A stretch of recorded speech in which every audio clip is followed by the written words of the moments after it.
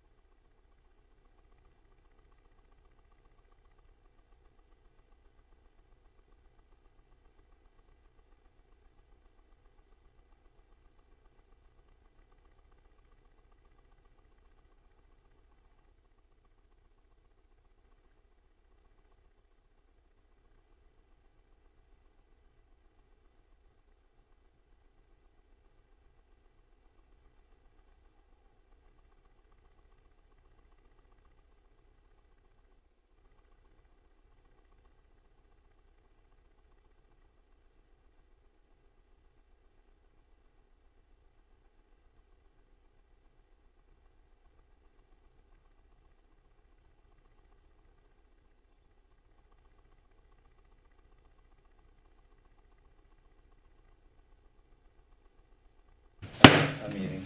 Call this second work session of October for the Planning Commission to order. And we'll call on Mr. Kuhn, who's walking through the door. To set us up. Would you please present, sir? You wanted the public hearing item first, correct? Yes, let's take care of everything that you all need to keep these applications from backing up on us. Should be in the public hearing. Advertise and what's in their package. Okay.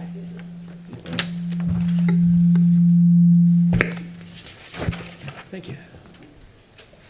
These are the items that we've advertised and what will be in your package for the November meeting. All right. So, what's the difference between that and what was our places when we got here? What was in your places was the items that we didn't come to an agreement on last meeting. All right, So that's what we were going to discuss to try and get that ready to schedule for a public hearing in the future. all right, so, okay, so we're in the package that was just handed out first. Okay? I'm asking, So, this is what was advertised, the one that was just handed out? yes, the one that's Okay, that's got the bed one and we're in breakfast, first. changing it from 5 to 7 days and. yeah. Got it. And, by the way, do we expect George tonight? My understanding was yes. I thought so too. All right, we'll move on. What- Do you all have any questions regarding the public hearing item that was advertised? Refresh your memory if you would. That's, yeah, I think it would be a good idea, just a brief All right, so refresher, and we can kind of go page by page with exceptions. and I'll do it go that way. relatively quickly because we've Yeah. already discussed these last time. Yeah. None of them had major issues. Changing bed and breakfast from providing overnight service instead of 5 nights or less to 7 nights or less. We included the minimum lot width requirements in building setback lines. We added food truck as an independent definition and amended the itinerant vendor definition to preclude the food trucks. Lot area minimum, it shall be established in each zoning district. The lot width is not met in the required setbacks. The front, this is where Linda showed the picture of if they didn't have enough in the front, the setback would get pushed back until they had enough to meet the required.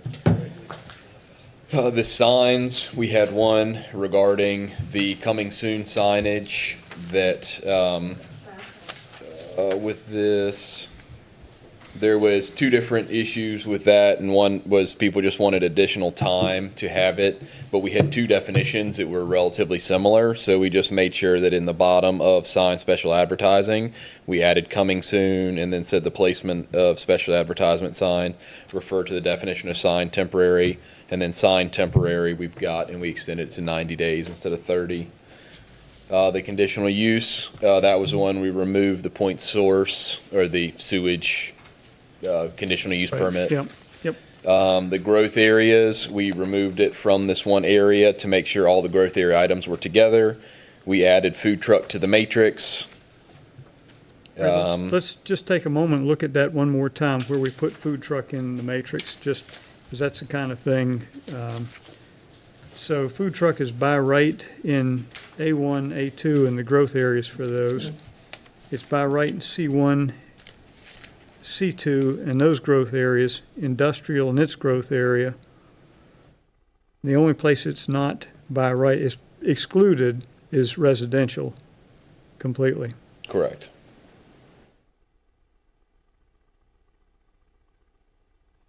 All right, and So the only item, and food trucks are regulated by the Department of Health, right? correct. Yes, okay. And the only item that if you guys did feel something, so the A1 and A2 with different, like the wineries and breweries and things like that, if you didn't want it allowed on like a farm, but you did a winery, it may have to be something where if you all require CUP just to differentiate between a general farm versus one that's got a winery or brewery or something on it.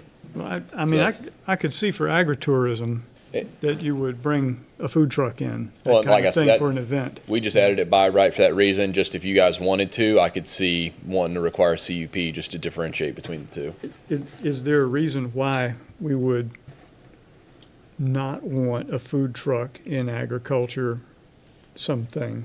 Mr. I don't Dickerson? think, I mean, we've used them at my sister's farm that I'm stuck managing. When, the Soil and Water District has field days there, they bring in a food truck Yeah. to feed the attendees at the farm days and demonstrations and things like that, so I think it works. Okay, And then, of course, if they ever got to a point where they were having like events that were more than 250 people, then there's different things that get into that. But that's like I said, that's why we just had it by right in there. okay, I just want to take another look at that. There's a lot of detail in that chart there just to contemplate, so thank you. Yes, sir. Then the next page after that is bringing the growth area overlay standards to the same section, just like, so we removed it Right. and carried it to a different section. And then we've got the zoning districts and land use, where then it's just the different code sections that basically reiterate the same thing we just talked about in the matrix. So permitted uses, A1, A2, all those different items. And it appears there are a couple of things that, like accessory structures, is that a part of the other package for consideration? So we do What is have, in the, Did that came about? on the top, there's yard regulations. In agriculture A2 districts, the yard regulation shall be, and then we remove the residential and just said accessory structures shall be no closer than 10 feet to the side or rear. So I guess there's not really a definition for a residential accessory structure. It's just an accessory structure, and because it was, why was It- residential in there? I mean, just, It's the only zoning district that residential was in front of accessory structures, so we're Okay. not sure why it was there. But there are also other sites that are in an agricultural district, like the substations Mm-hmm. and that sort of thing, where a smaller storage building Yeah. or something Yeah. was having to meet main structure setbacks. So it was just cleaner to match the other zoning districts to Got it. take residential from in front of it it. makes sense. And then the other item on that same page, if you go down, the environmental phase one study instead of environmental impact, to address the one item we had a couple months back. Yeah, so just a quick question about that. I know we wanted to go to a phase one study because that's what it is. It's a phase one study. Is there any chance on the horizon that could be relabeled as something else? Potentially, but we would just have to come back and change the Yeah, definition. nothing we know of, though. Yep. Yeah. And All right. also, if they do have a phase one environmental assessment, that something comes up that requires a phase two, that's not necessarily on us. That's actually, yeah. So I've authored a few environmental phase ones, so I'll speak on that. Yes, Chris is absolutely correct, is that if you discover something through your phase one, usually the engineering firm that writes that phase one will recommend a phase two, or there could be something that causes that to occur. And I mean, I was writing them maybe like 8 years ago, so that I don't think the name has changed from that. Is that name just like a how to say it, colloquial kind of thing, or is it? Technically, it's environmental phase one ESA, is, if we wanted to be really technical about it. But environmental phase one is pretty much, yeah, the colloquial, yep. Okay. Are those driven by the EPA or the phase one and phase two, or is that different?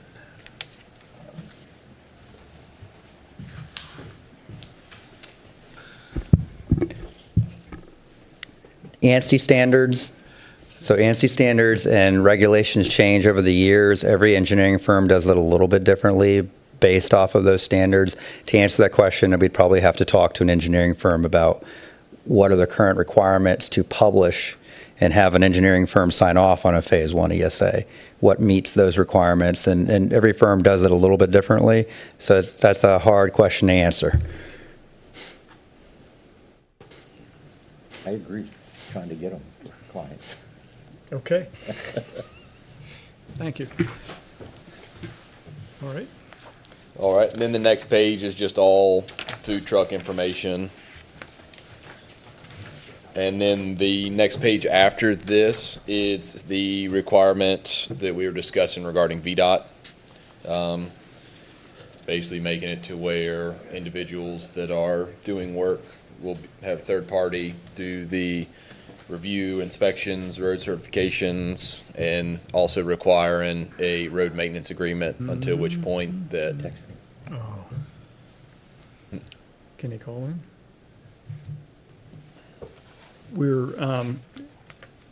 We're trying to figure out how we can tie Commissioner Goodwin in.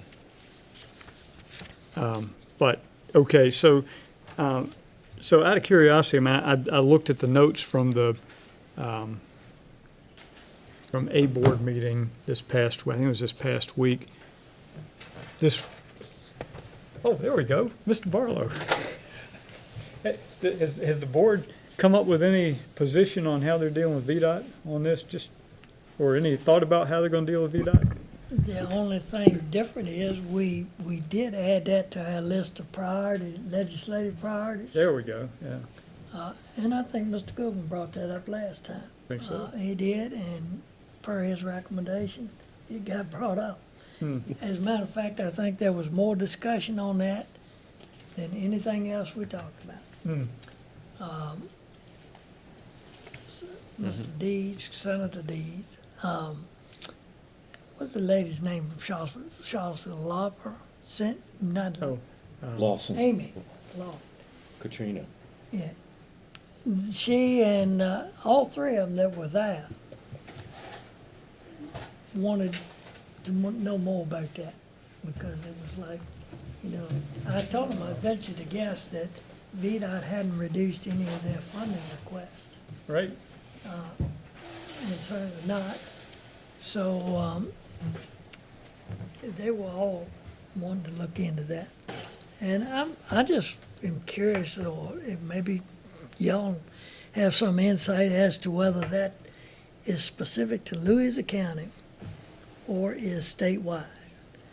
And I'm not so sure that it's not specific to who we have, really? a lot of it, the interpretations and whatever. based on conversations I've had with other deputy county administrators throughout the state, this is par for the course. No, really. Yes, sir. So with that, that's why what we've presented here is basically removing the requirement of approval from VDOT for any of our local planning or land use decisions, just for that reason. So we can send it to them for comment, because they've told us they would review it and provide comment. Now that comment may be, we have no comment, or it may be a couple comments that they have issues with, but it's not going to be very in-depth. So just because of that, we've removed the approval piece of it, because they've indicated they're not going to give us approval. So we don't want to hang up local development or, projects because of something VDOT is going to say they're not going to do. So we'll just, fastest way for us to do it is amend this and let the board and that legislative request go in and see if any changes happen. But That is the purpose of it, is because we simply can't, the way our ordinance is written right now, we have to send it to VDOT and supposedly get approval. Which now we can't even get them to review it. So we have to change the ordinance. And one of the other sidebars to our conversation with our legislative people, we continually want to talk about affordable housing and stuff like that, but yet everything we're doing is driving the cost of building this stuff up. So if you have to, right now, what VDOT has typically been reviewing and saying, yeah, go ahead, it meets recommendation and stuff. Now, if you've got to get a third party to come in and sign off on that thing, I know that I've had to do as-built and stuff. Well, you're not gonna take somebody's word for it. We have to go back out, locate the stuff, and then sign off on whether it meets it or not, because what they're trying to do is make somebody else responsible for it. And I can tell you, the third-party engineer that comes in and does that, it's gonna drive the cost up tremendously. Oh, yeah. So, and it's virtually everything, whether it be commercial or residential that you're trying to put in. If you're doing townhouses and stuff like that, when you have to get third-party reviews and more importantly, third-party approvals is what it amounts to, then it may double the cost of what it is you're doing. So, you know, it's a good legislative topic because it's something that's gonna drive the cost of housing, commercial building, everything else in Louisiana County up. Okay. He's on speaker. So we have Commissioner Goodwin now. And thank you. And Commissioner Goodwin, we're at the topic that you probably would want to weigh in about most, which is the section on construction requirements and hiring a third-party engineer to do the review instead of VDOT. So I wanted to give you an opportunity to comment on your thoughts on all that.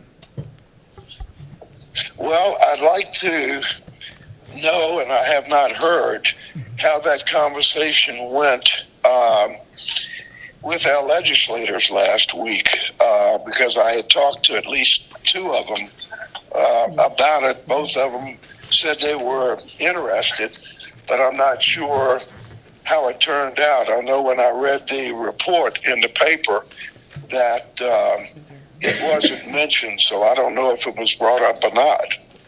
And we got you on the line just after Mr. Barlow finished telling us about it, so we'll have him give a quick recap for you. If you can hear him, we'll make sure. I don't know if Can we pass George down? Pass George down. Yeah. Good evening. We took your recommendation from our last meeting, the PC meeting, George, and that was to bring it up to our legislators in the legislative priority meeting that we had. I think we just had 3 people there, and they were, I think, pretty much shocked. And that they all said is there's no decrease in VDOT's funding request. And I told them the same thing you had brought up. Well, they're cutting back on their services that we've gotten used to having, but and wanting everybody to hire third-party engineers or what have you to do the work that they have been doing. And so the Buddy Fowler, Cree Deeds, and I believe it's Amy Laufer, were really interested in it, and all 3 talked like they were going to get to the bottom of that. It did, it was added to our legislative priorities, so it has gotten a formal send to the General Assembly, what have you now, so it's more than just being talked about. Of course, when it gets down there, it might just be talked about too, but anyway, it's certainly going to be a point of discussion. Well, that's great news, Tommy, and I do appreciate it, because I feel very strongly about that. I get that whether it's a legal issue or that they don't want to get involved in anymore or whatever the reason, but you can't getting the money that you've been getting and not do the job. And that's sort of the impression I got from our representatives that were in the room, and they all wanted to know more about it and talked like they would find out more about it beyond our meeting. So Okay. hopefully something will happen.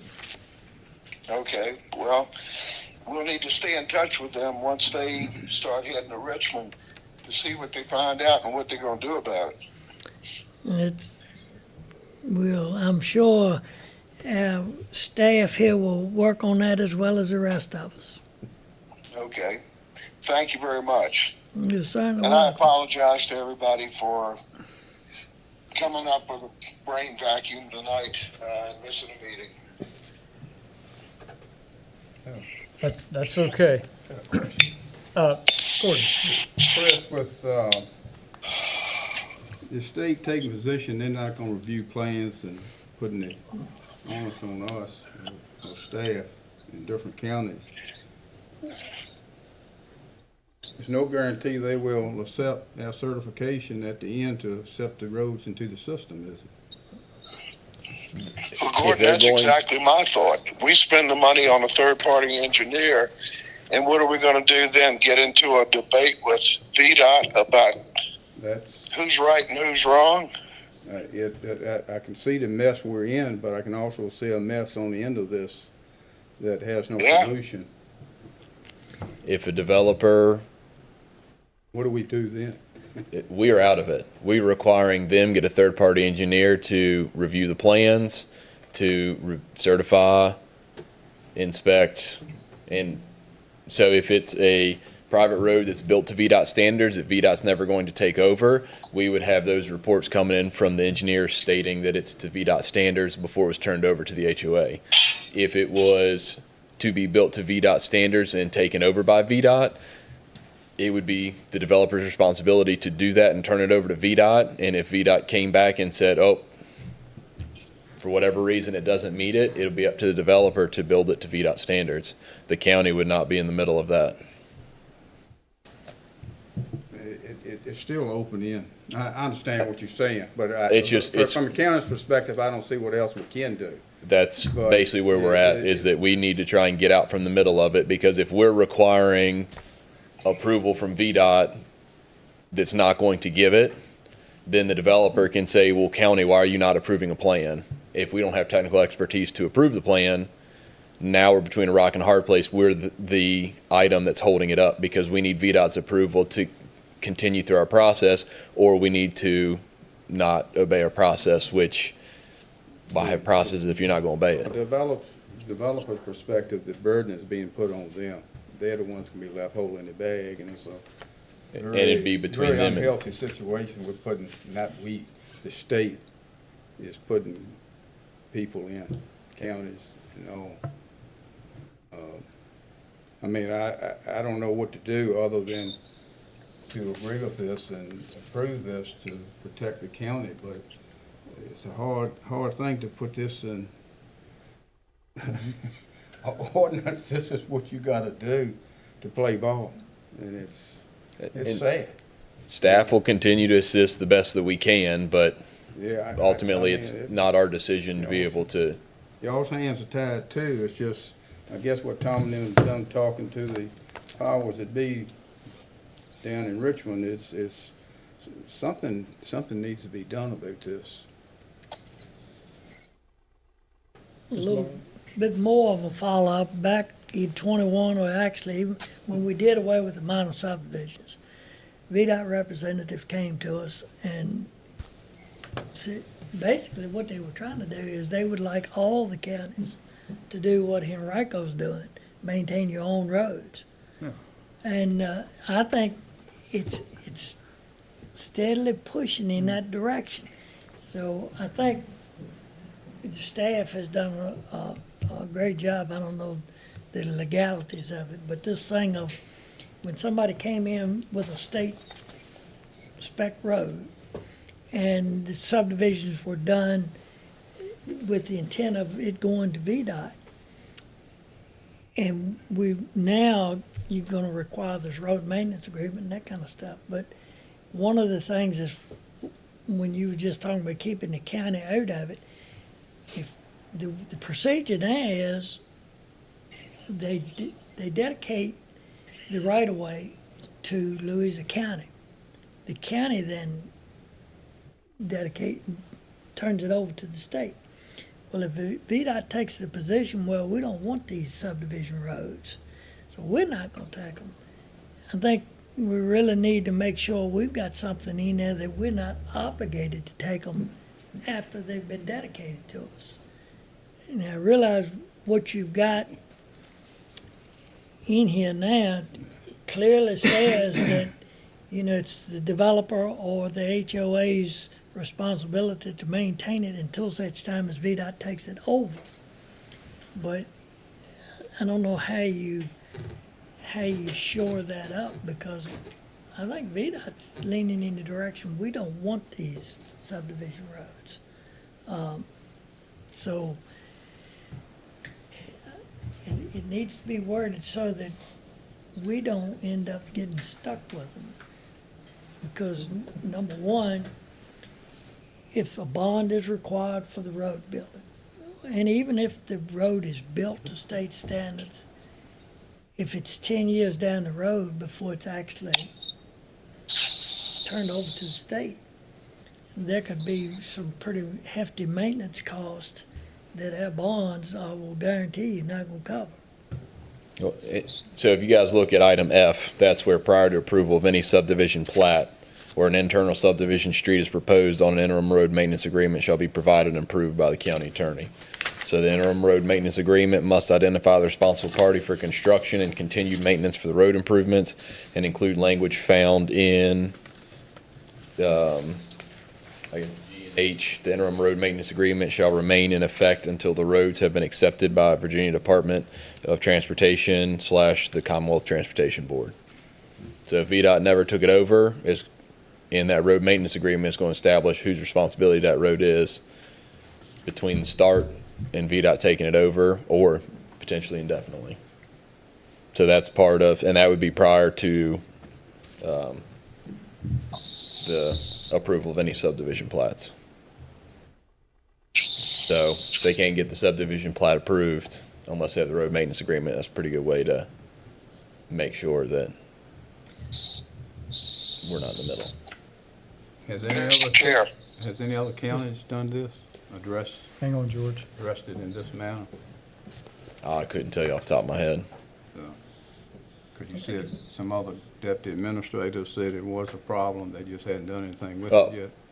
General conversation about VDOT and the flexibility or, coming to solutions. There's been similar issues that we're dealing with, but not anything specific like what we're requiring for accepting roads or anything. Mr. Goodwin? Having a little bit of difficulty hearing everything, so I'm going to kind of review what I think I heard. Number one, the applicant will pay for the third-party engineer, correct? Yes. Okay. And number two, it will be up to the applicant, the third-party engineer, and VDOT to arm wrestle over whether or not they've met VDOT standards, correct? So it would be up to the developer and the third-party engineer if it's going to be a private road built to VDOT standards, and it would be between the developer and VDOT if it was going to be built to a public road that was going to be accepted by VDOT. And last, the developer will have to set aside an easement that is to VDOT standards on the condition that VDOT accepts the road. All aspects of the road and easements would need to meet VDOT requirements, whether it's private road or public road. But it would not actually be, the easement would not actually be VDOT, deeded over to VDOT unless VDOT accepts the road. Correct. Okay. That sounds like a pretty good solution to me. I don't know how the rest of you all feel about it. In any other comment? I mean, it sounds good to me. Any other comments, positive or negative?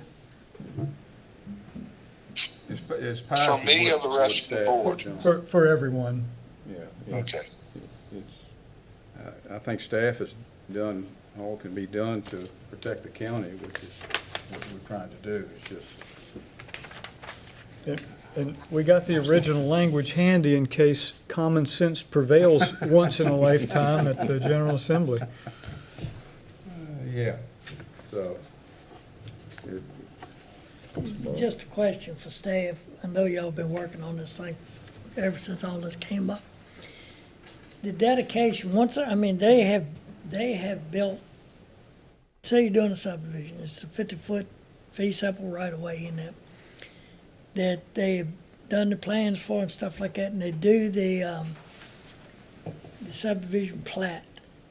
The ownership of that fee simple strip stays with the HOA, so that there is no dedication until such time as we're pretty sure VDOT's willing to take it over. Is that right?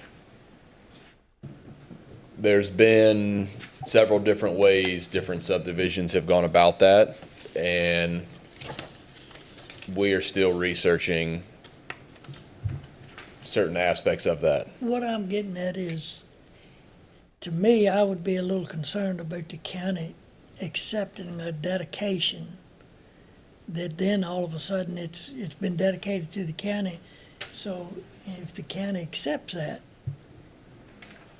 who's responsible then in the interim? I realize what you've got in here, and I think that's great.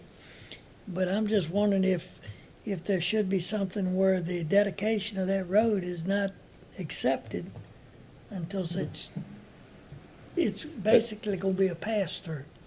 Yep, that's items that we're looking at, that has come up with VDOT, but we haven't gotten to a point to be able to address some of the situations. So that is very clearly in our purview that we're working on, but I don't have an answer for you tonight. Well, what I'm trying to say, I think I figured out how to shorten it up a little bit, is to say that in here that the ownership of that fee simple right of way remains in the HOA. And in item F, that road maintenance agreement, it would be provided approval by the county attorney and must be recorded with the final subdivision plat. So hopefully all of that would be addressed in it. But like I'm mentioning, we are still looking at some existing situations where that has occurred that we're trying to address, but I don't have an answer for you. Well, what I was getting at was, we're clearly saying in here that it's their responsibility, either the developer or the HOA, for the maintenance and that type of stuff. But I think, so that we don't end up getting even the perception that Louisa County's gonna own this road, is to also say in our ownership of that right-of-way will remain with the HOA or developer until such time as it's, like the maintenance. You're saying the maintenance is gonna be their responsibility, but also say that the ownership. Well, in that road maintenance agreement, they can include that language. It would be up to the county attorney to specifically include that in the. I just don't want Louisa County to end up owning it. I agree with you 100%. That's why we're trying to start here. Mr. Chair, Mr. Goodwin? I agree with that 100% too. We should not, regardless of the end state, we should not ever be taking ownership of that easement. I'm a little bit concerned when we talk about HOA, because is that implying that every development must have an HOA? Because if they don't have one, then who owns the easement? It depends on if it's public or private road. the owner of Well, that if it's property- public, it's going to be VDOT. And an HOA wouldn't be We've required. talked about that. We put the language in there contingent on VDOT accepting the road. But if VDOT does not accept it and there is no homeowners association, then are we putting the developer on the hook for road maintenance forever and ever? Amen. As I mentioned, I'm not prepared to answer that question tonight. We're actively looking into that and how to move forward with it, but we don't have an answer on that piece. Okay. All right. Good enough. Thanks, Mr. Chair. Mr. Dickerson? It almost sounds like we need another sentence in here, strengthening the county's position. And I think it's more for the county attorney to maybe draft that sentence Okay. that says either the developer, the homeowners association, or VDOT maintains that right of way, never the county. I mean, I'd make it simple like that, but I'm just a simple person. I'm just concerned about Sounds the good to me. dedication that comes from the homeowners association or the developer to the county. Right. Then, in most cases, a dedication is basically the ownership passes to Louisa County for a short period of time, hopefully, and it's passed through to VDOT. I'm just concerned about that ownership at any point in time. That, like I say, it's pretty clear that VDOT does not want ownership, or they don't want to maintain these subdivision roads. So I So think, we can bring this up at the public hearing, but as we mentioned, this has already been advertised as is. So we will have to bring this up at the meeting if we want any specific changes, but we can be prepared for them. I think it'd be a good idea to be Prepare prepared for with it. one more sentence at the public hearing to clarify it. Yes, sir. Okay, We can- we'll work the- on that. We can ask the question again and be there. have you added that? The other sentence? just to keep moving, because we still have all the other items that we haven't agreed on yet.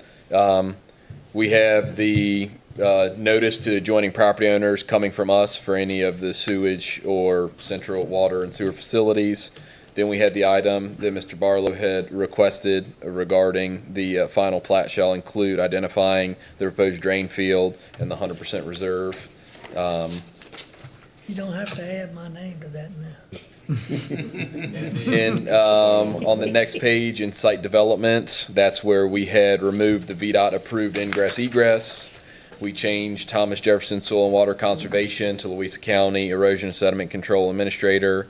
And then you can see where we removed requiring approvals to comments, so that we will submit the items for comments from those agencies. If we don't get them, it's not gonna hold up the project. As you go through, there's another item, signature panels of the department's planning, zoning, county water authority, county building, and emergency services, VDH and VDOT if applicable. So this way we won't have to change our stamps, but if we're not requiring VDOT approve it, they wouldn't be required to sign off on it. Changing Thomas Jefferson Soil and Water again to Louisa, and then same thing, removing approvals to comments. And then of minor major site plans when development is proposed to serve the sewer design to have the point source discharge it talks about sending the notice for the state and federal agencies to adjoining and affected property owners. The only other item we had added was the 32 square feet for the temporary sign, which was previously mentioned regarding the coming soon signs. So all of this is what will be the public hearing. And we can be ready for the language for the one. Any other comments on anything in the particular package associated with the public hearing?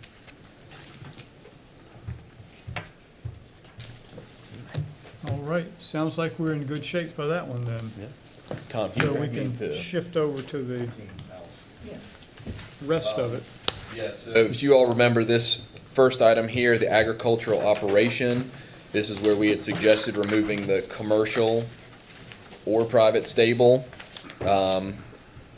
Because the way the definitions were, we needed to change one of the definitions because of the agricultural operation and then the agricultural operation intensive, which is on the next page. On the back, you can see the matrix.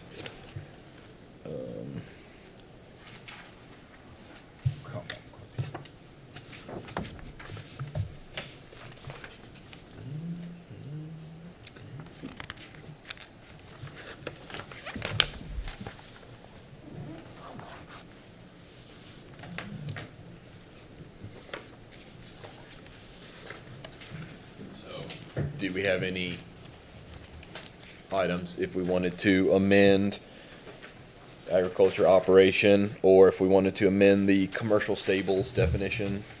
I think those were the two options that we had.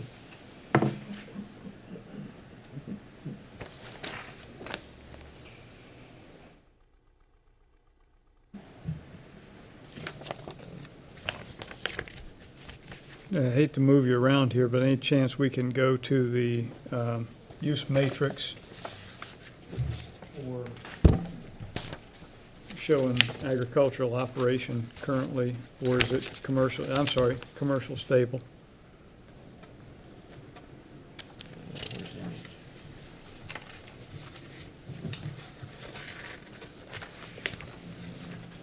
Wait,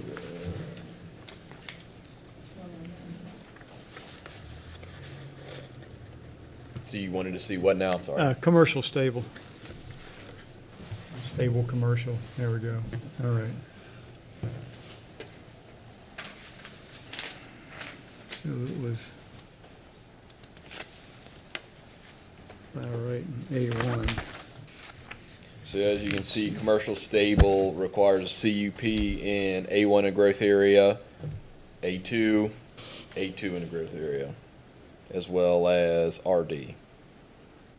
But agriculture operation,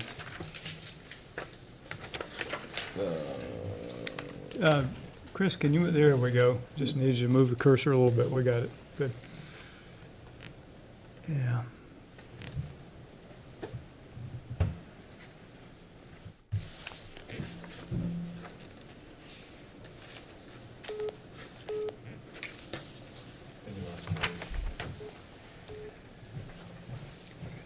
It's an interesting thing. I mean, mine goes both ways on that one.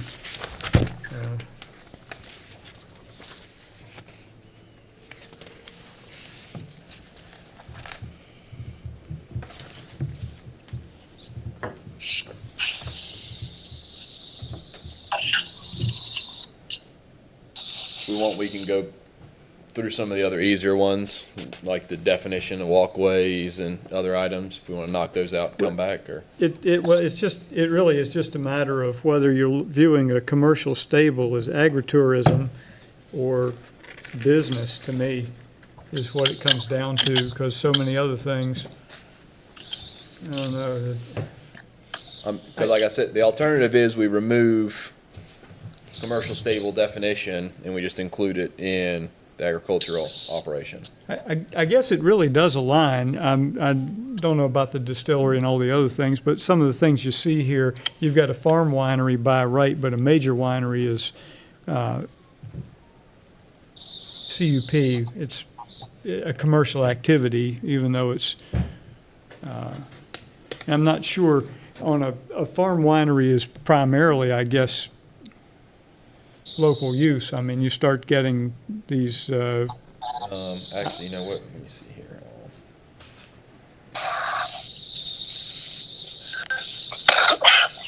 Sorry, I only have. yeah, we have a lot of definitions, but that's a good thing.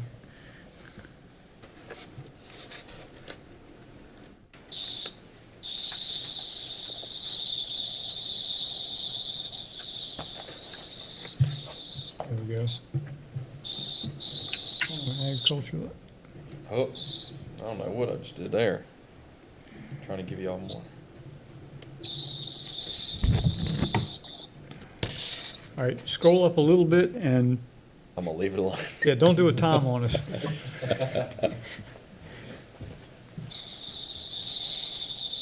That's good. I just wanted to read farm winery there. So you're a farm winery if you have an ABC license. That's the only requirement to be a farm winery.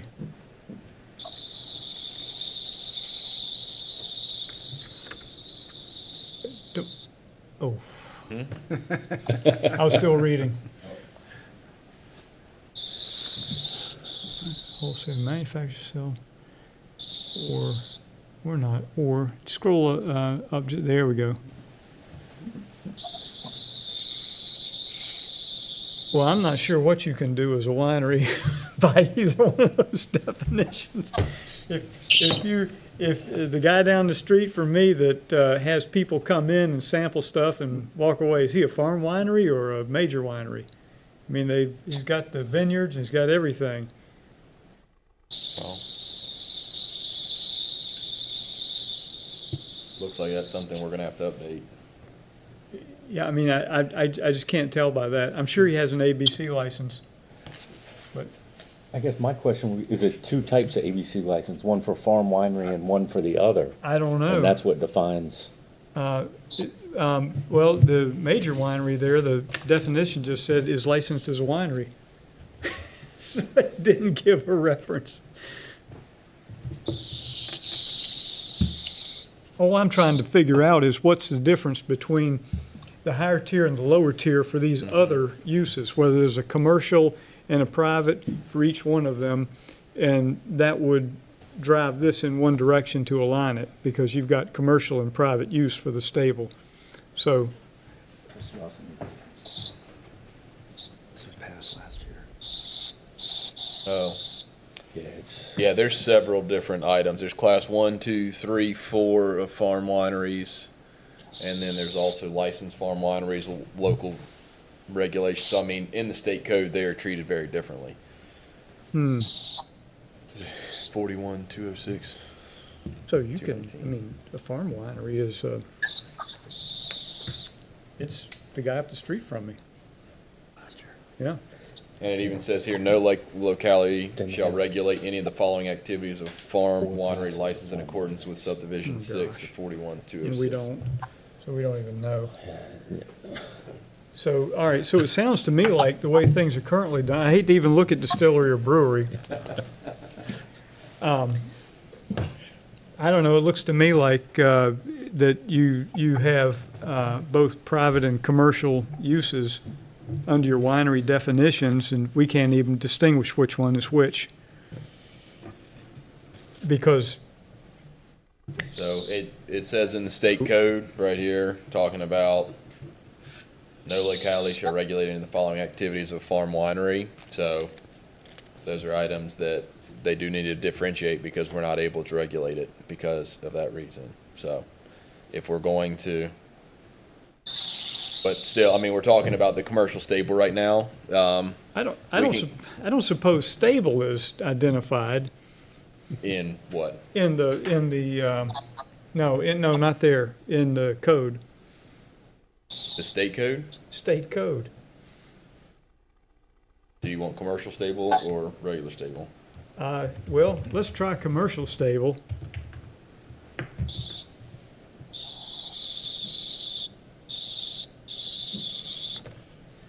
We may get told we can't say anything about that either.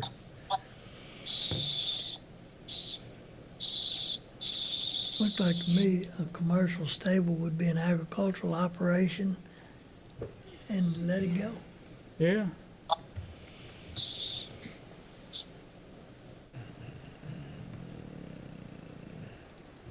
There's four.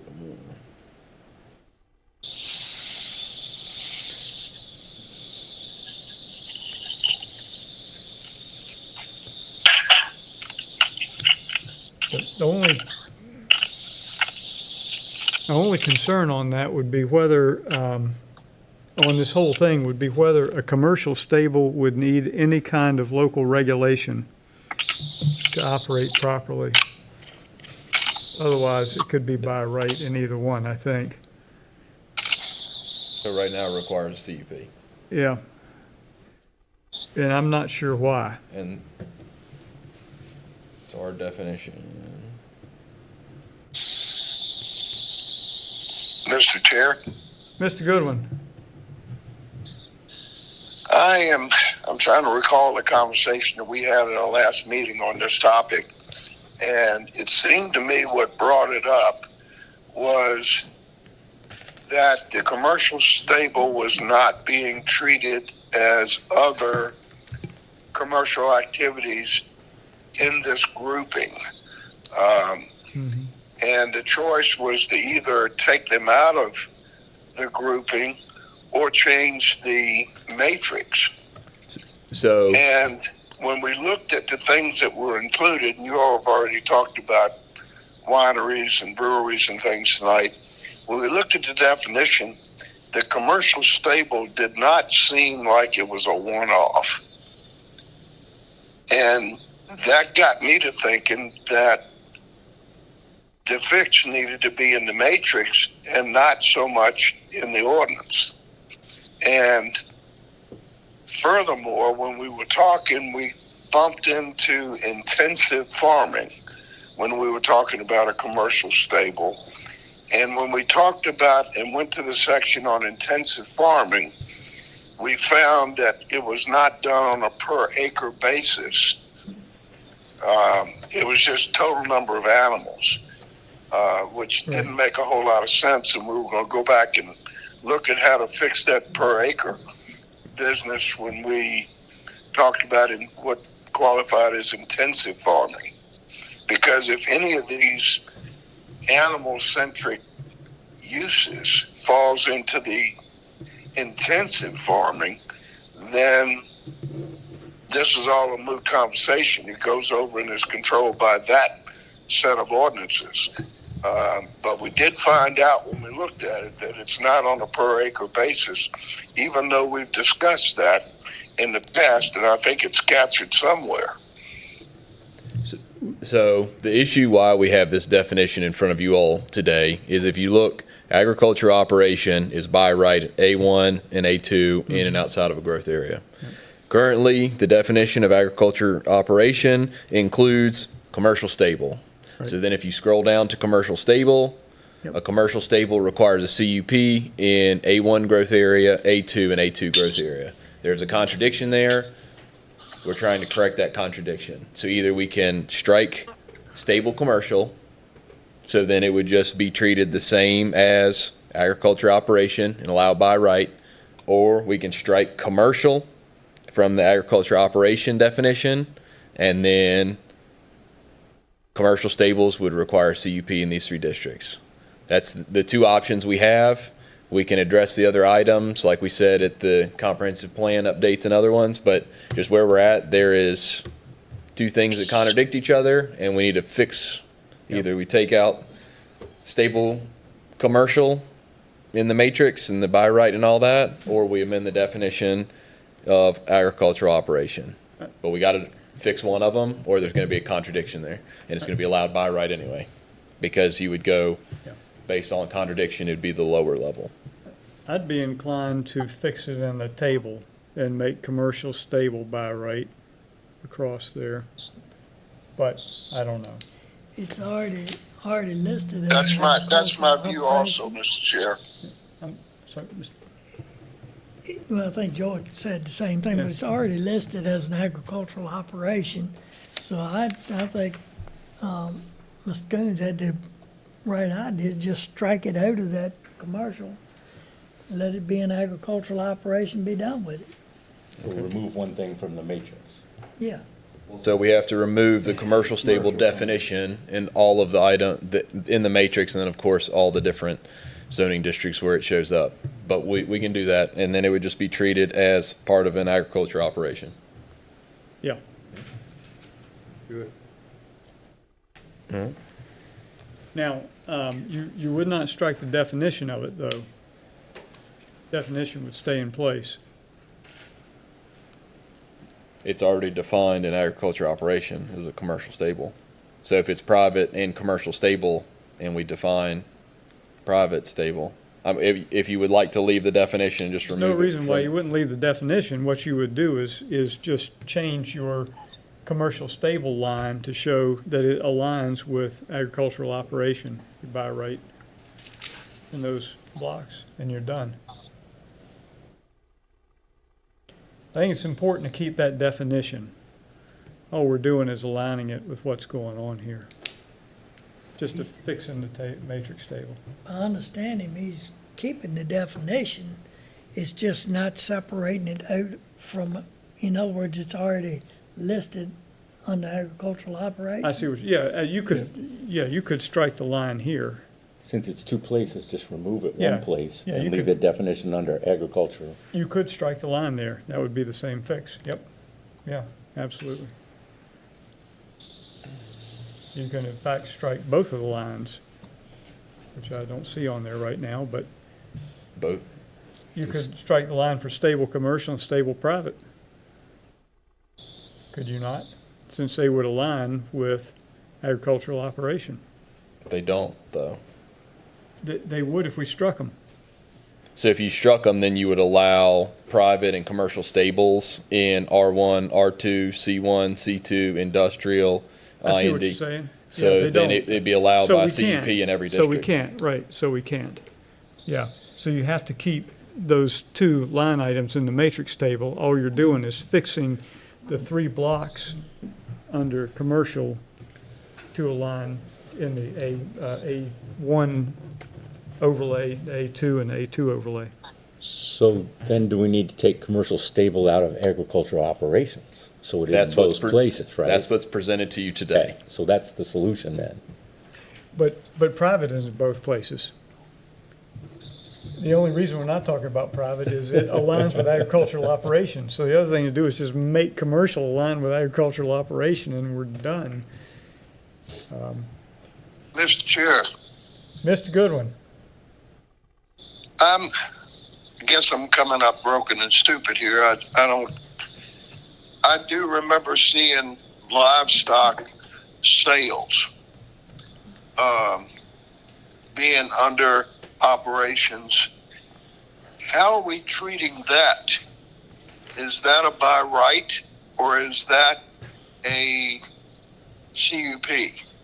So they're two different things. There's livestock market. They're two that re- different things, but they're both agricultural, commercial activities. so let- And we're acting like we want to get commercial stables out of here for some reason, but we're allowing all kinds of other commercial activities to happen.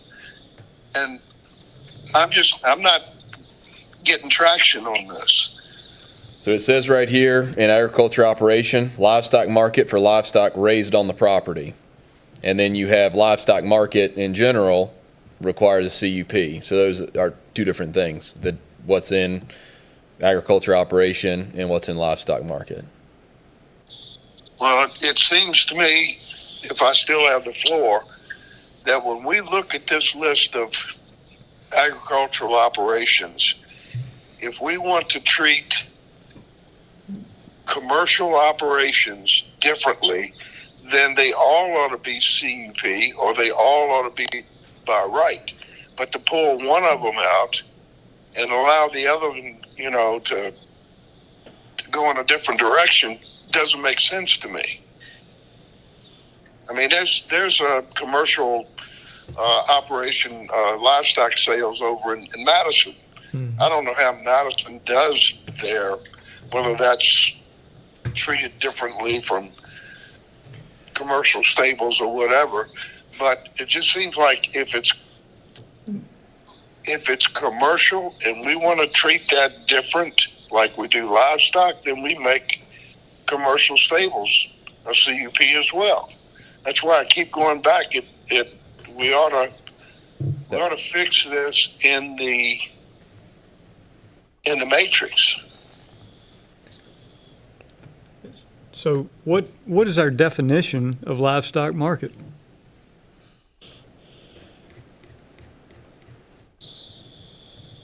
The only reason I ask that is that another thing that it seems to me like we have two different livestock markets, one for livestock raised on now see, that is what you'd expect when you take your stock to market, right? Not necessarily raised on the property. Well, that's what a commercial livestock operation is. And exactly, and yeah, and And a private, that's nothing but private sales, on-farm sales. If I wanted to sell my herd or 5 of them to a neighbor or someone else, that's not a commercial operation. I'm just selling 5 of my heifers. right. Right. So When I'm taking, and there's a whole set of health and veterinary regulation that goes along with commercial sales that doesn't go along with on-farm sales. And I think that's the thing that's unclear in the matrix table compared to what's stated here under agricultural operation. Because, I mean, it's clearly stated in the agricultural operation, a livestock market for livestock raised on the property is agricultural operation. Livestock market is separate as something different, and I guess it's clear. But I understand what, and this is what was confusing me. I understand what Commissioner Goodwin's saying, that what we really ought to do is go through, you know, the crops and that sort of thing. That's pretty general. We don't have a problem with that kind of thing, a lot of it. But when you get into some of the specific uses, we ought to check the definition of each use and make sure that they're all properly aligned. So if we have a private and a commercial, or a, you know, separation anywhere in the definition or in the matrix table, they ought to all align with each other, with what they are. Right, and To make because of sense. the intensity So- of the operation being commercial and bringing in outside animals, bringing in extra traffic, all that sort of stuff. You know, maybe all of them ought to be considered CUP if it's a commercial operation. Have you all been through every one of them and validated every one of them? No. Okay. So what we've gone through is we found a situation where there is two definitions that are at odds with each other that we need to correct it. So not disagreeing with the fact that we need to go through other definitions and verify all this and create new definitions if required. But where we're at today is we've got two contradicting definitions in by right versus CUP that we're trying to address. And I guess, And we're happy to. I guess what may be the best solution to this is to just go through this and look at those and see if there's, if we need to, you know, if we can align these things, rather than hit it once and hit it once and hit it once, just go through them and say, okay, we're done. This aligns them all.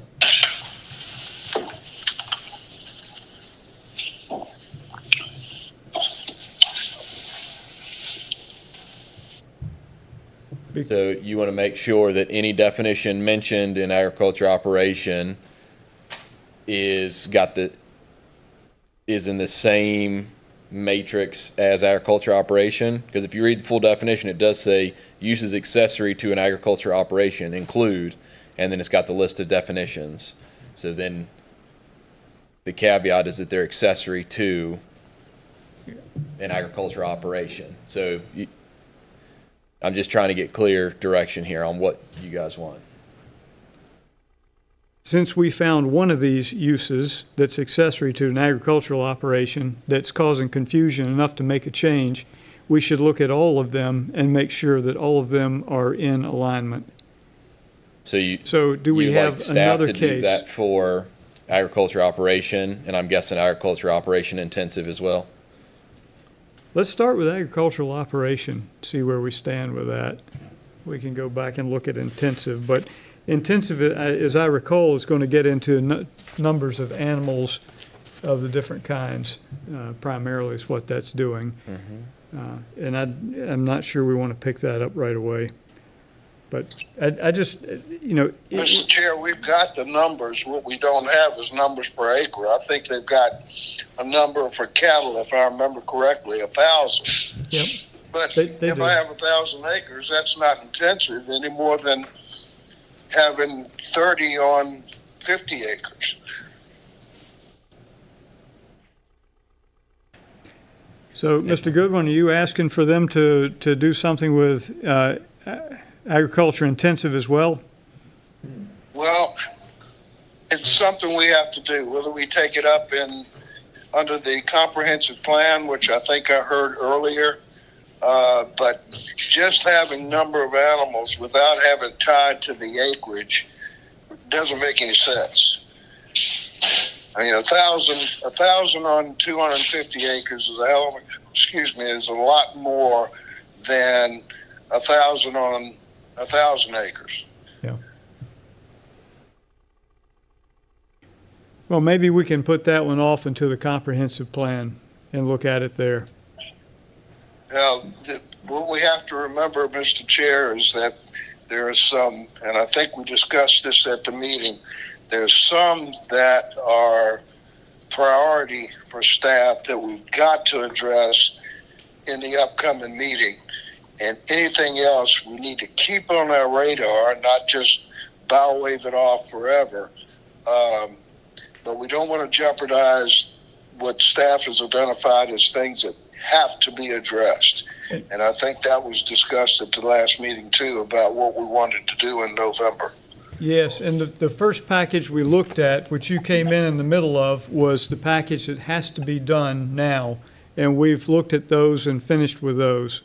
So this is, we're now into the ones that don't have to be done immediately, but we don't want to lose track of. We want to see if we can knock some of these off as well. I'm good with that. Okay. So, just to get back, I've got the agriculture operation. You want us to look at each definition and make sure it lines up with the agriculture operation item here in the matrix. Yeah, let's do that. So we don't have another commercial or private stable type issue.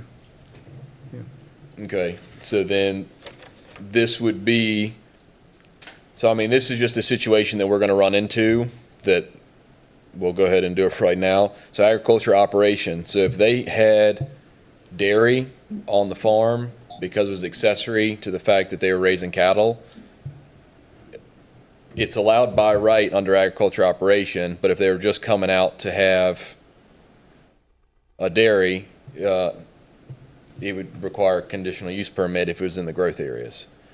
So there's going to be certain ones that are going to be at odds, because if it's in addition to an accessory use to the agricultural operation, it's allowed in the ag operation, where if it's a standalone, it's going to require CUPs. The only item that we have that's in the definition is that conditional stable, or the commercial stable, if it was accessory to the agricultural use, is the one that we had concerns about.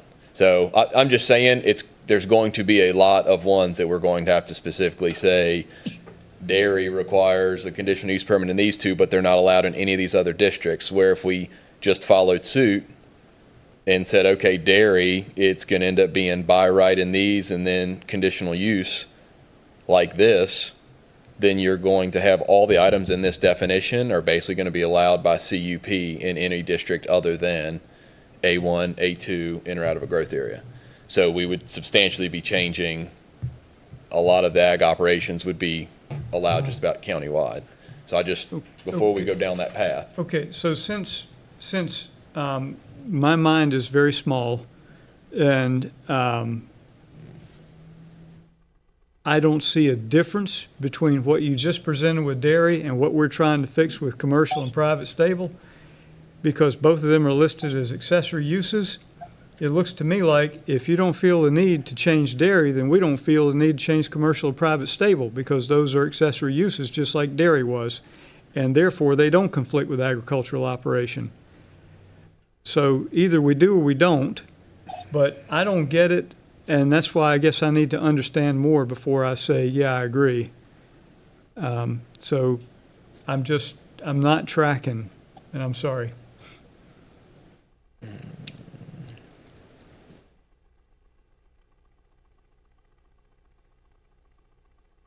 Am I the only one? If I am, I'll be quiet. Don't be No, quiet. I'm with you. I'm just, in my mind, a private stable, it's a by right use, if it's a commercial use, it's a CUP required. However we want to make that happen. Seems like it, but anyway. I would, I mean, why is dairy, since dairy is listed under uses accessory, it's the first one, include dairy, and way down the list, commercial or private stable. Why is dairy different from commercial or private stable? I don't get Here, it. here's the Mr. Chair. Hang on, Mr. Goodwin. Mr. Kuhn, what, here's the definition of stable commercial. Sheltered boarding of more than 10 horses or ponies not owned by the owner or occupant of the property. Riding horses by other than the owner or occupant of the property and their non-paying guests. Included in this definition are riding academies. yeah, So as long as you have enough property and you can board other people's horses, you could have this item on your property. Where when you get to items like dairy,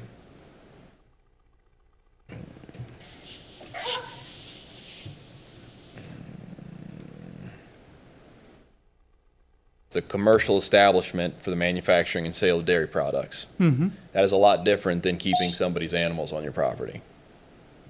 but what I'm trying to get to is you have a matrix table for agricultural operation that disagrees with a matrix table for dairy. Just like you have a disagreement between agricultural operation and commercial stable. Both commercial stable and dairy are accessory uses. So why is one why is one acceptable and the other not acceptable to have different matrix table? That's what we're trying to resolve tonight. So give staff direction, we'll be happy to move forward, but just based on the statement that was provided, we are going to have discrepancies in every single one of these definitions Well, that it we can sounds to bring me like- forward to send you It guys. sounds to me like we need to figure the whole thing out. Now, And I'm maybe, more than happy to partner with any of you guys who would like to work on this and review the definitions with us. And we can maybe, work on that. maybe the answer in the matrix table is to have agricultural operation excluding accessory uses. Maybe that's what it should say, and then all the rest of them are accessory uses. And that's fine too. That may be the answer, if that's really the direction. I don't know. But it does seem to me like we define what an agricultural operation is, and instead of having a matrix table for each thing under agricultural operation and not having an agricultural operation in the matrix table, we try to have agricultural operation and a bunch of the uses or accessory uses in the matrix table, and we get balled up with it. So maybe, I don't know, maybe it should say agricultural operation excluding accessory uses. And then, you know, your agricultural operation, which is the first sentence defined there, that's according to your matrix table. Any of your accessory uses under that fall in their particular slots in the matrix table, and you're done. Happy to work on that with you. This is discretion of planning commission. However you guys want to do it, we provided an alternative. If you don't want to go that way, that's perfectly fine. And however you want to do it, we'll present it. It's just that first direction, every single item, there's going to be some issues. So I wanted to head that off before we got too deep into it. Well, maybe we ought to move on. We'll hold that item and think about it, move on with the rest. I don't want to spend the rest of the evening on that one item, Yeah. but What is actually, you said part of this has been advertised.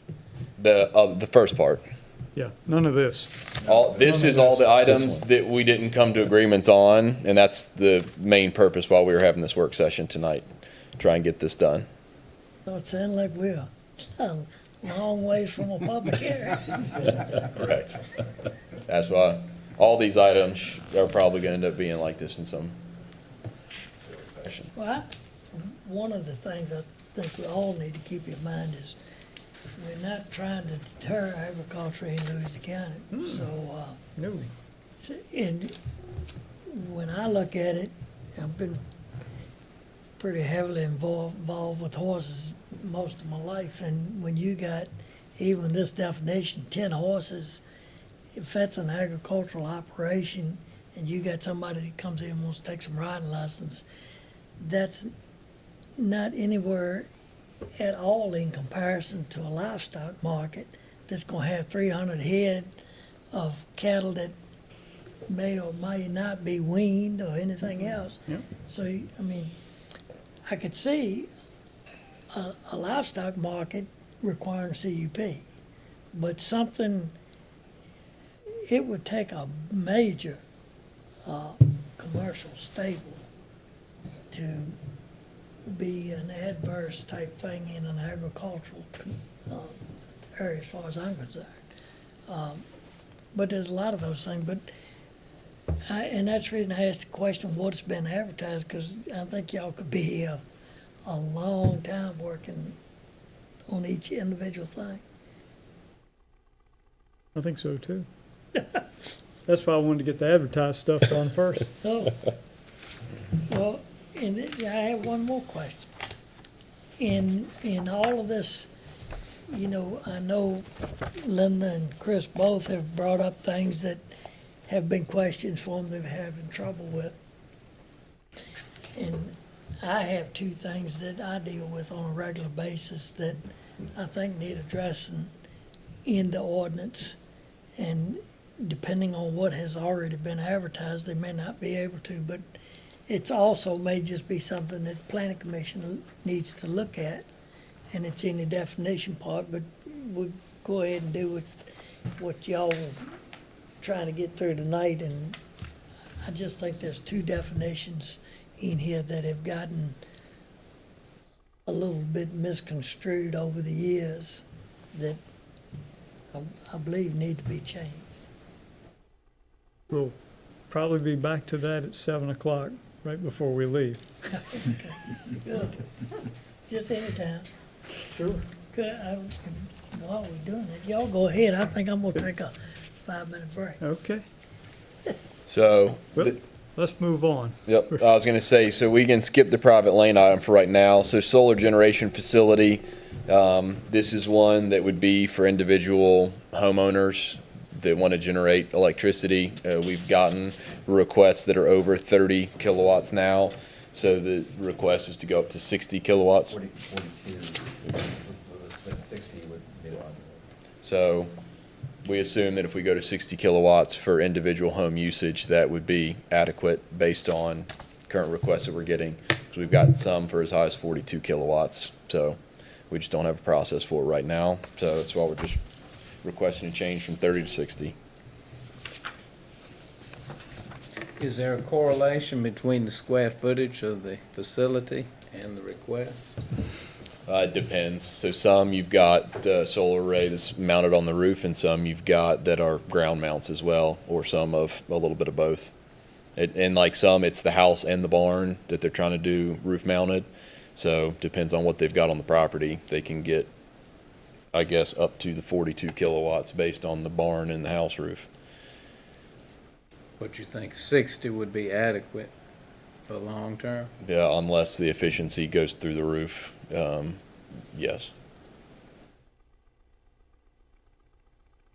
At least for now, but I'm sure somebody's going to come down the road and ask for 70 here in a couple months. Started at 15 2 years ago. Yeah, look, Tom just said we started at 15 kilowatts 2 years ago, so we've already had to increase it once from people requesting, and now we've done it again.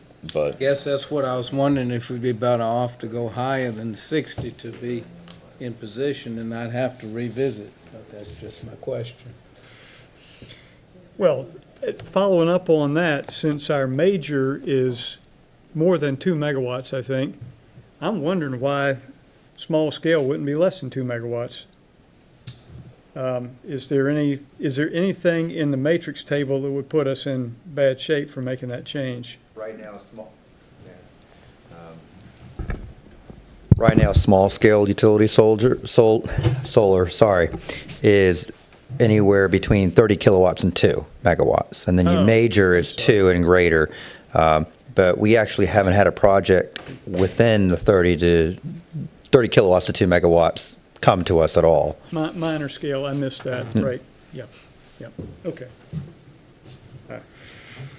I mean, we're happy if 72 kilowatts or something like that. I don't know what we could add it to, but like I said, if technology and efficiency gets better, the kilowatts may be able to go up, as well as if we get, some of these huge facilities that have big barns and huge houses, whatever, that are trying to do it, they may be able to generate enough to sell back. So I don't know what that cap should be, but like I said, biggest one we've seen so far is 42 kilowatts. So, It was a house and an accessory dwelling unit with a garage.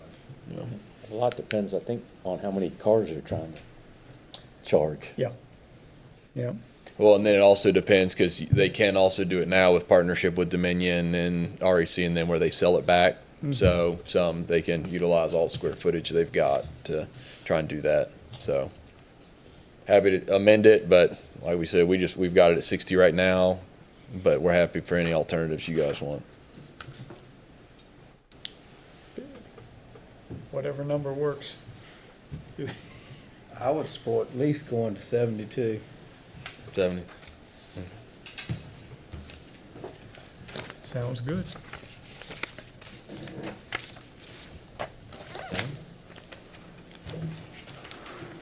So if you flip the page, this was the one definition we had. This is the wrong placeholder, I'm sorry. So the highlighted walkway section is in reference to on the third page where it says walkway structures less than 5 feet in width.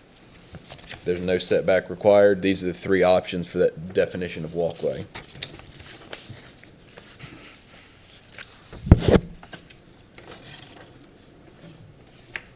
Does staff have any particular leaning on this that would make life easier or broader or more precise or whatever about of these three options? I mean, 2 or 3 are just about the same one, so. It was very different definitions of walkway.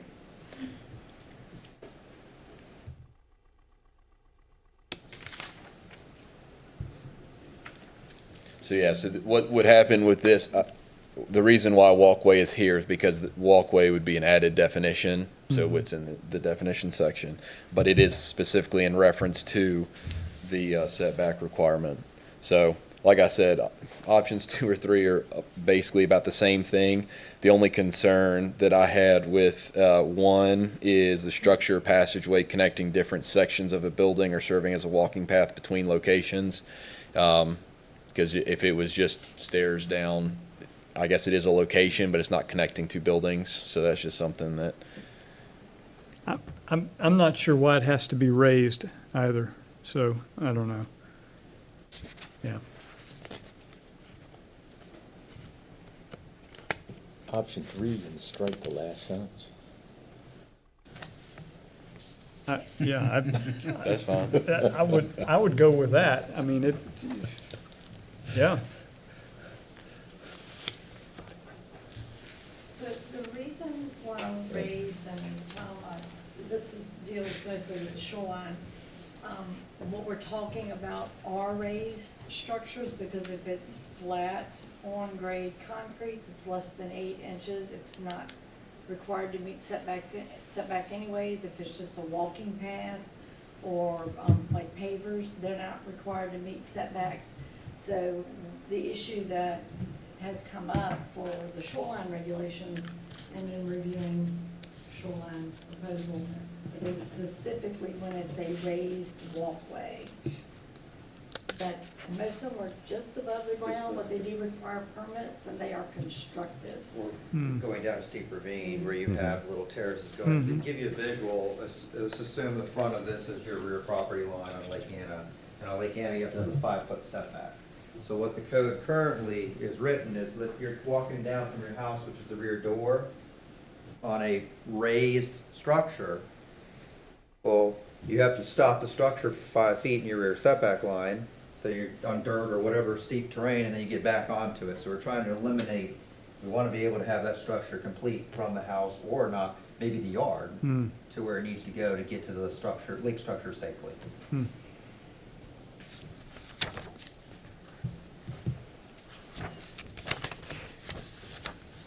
Would that cause trouble with a use anywhere besides lakefront?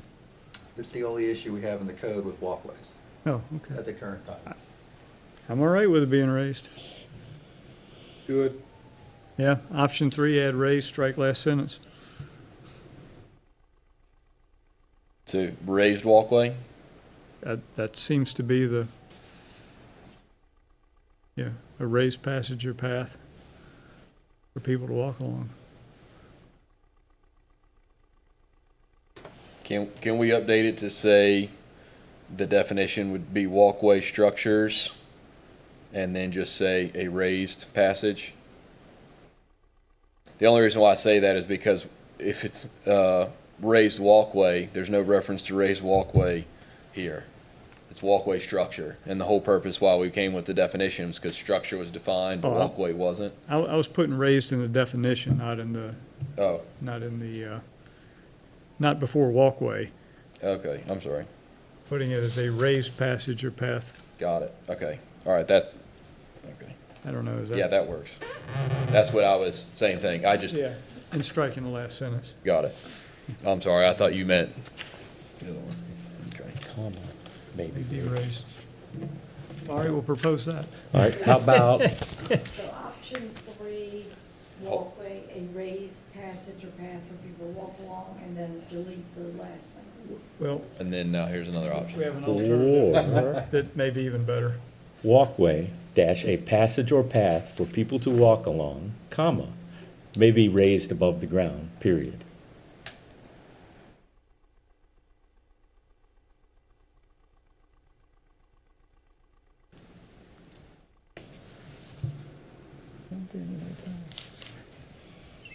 Good.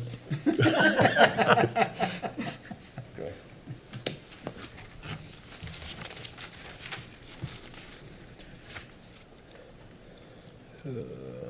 If it solves the problem. So the next item that we have is the matrix, but we're gonna have to go individual items on this.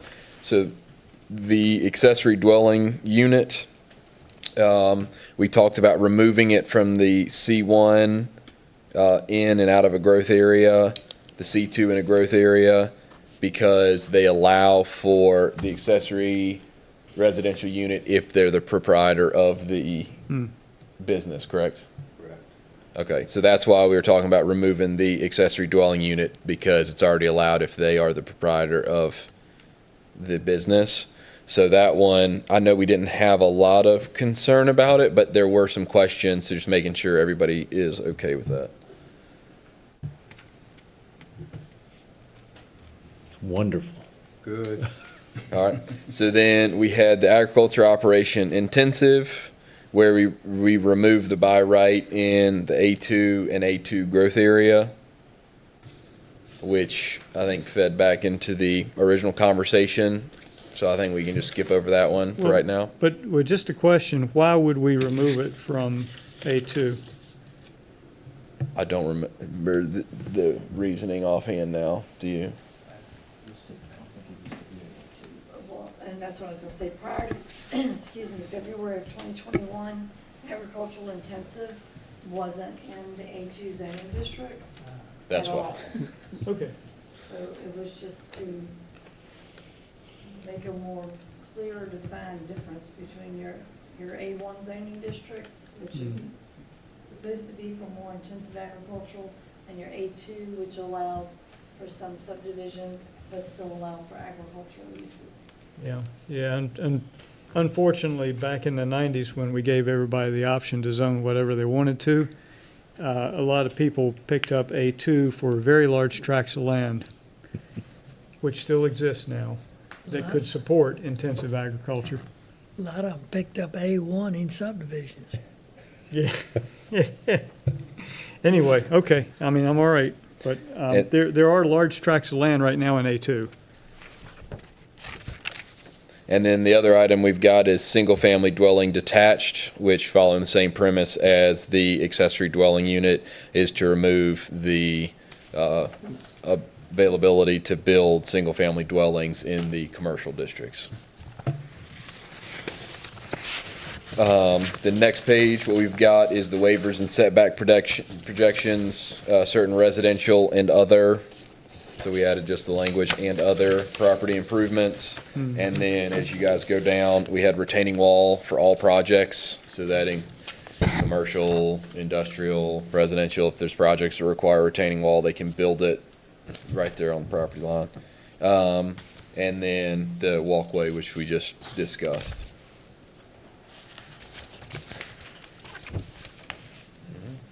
And then you've got the changes that were included in the matrix. So removing the A2, the C1 items for operations. Then we had in the C1 and C2, we talked about lessening the buffers from 50 feet to 30 feet and from 30 to 10, but you all had discussed amending the 30 feet to require 25 feet of which shall contain vegetative buffers. And that would be between C1 and residential and agriculture districts, and then the same thing for C2, adjacent to residential and agricultural districts. Oh, there it is. Sorry, I was missing where you were. Sorry. But yeah, that was last time we had discussed that we were gonna see what we need to do to change that, and it looks like if we just change the language right here, that should suffice, because the in the site plan reference, this was just something that would be required for all projects. So we thought this would probably be the best way to do it. Yeah.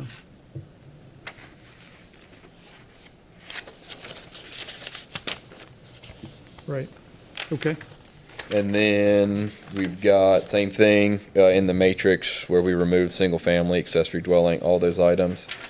And then the plat requirements and standards. So this is to clarify that private lanes are intended for use in divisions only and not in subdivisions. And this was the ones that I thought,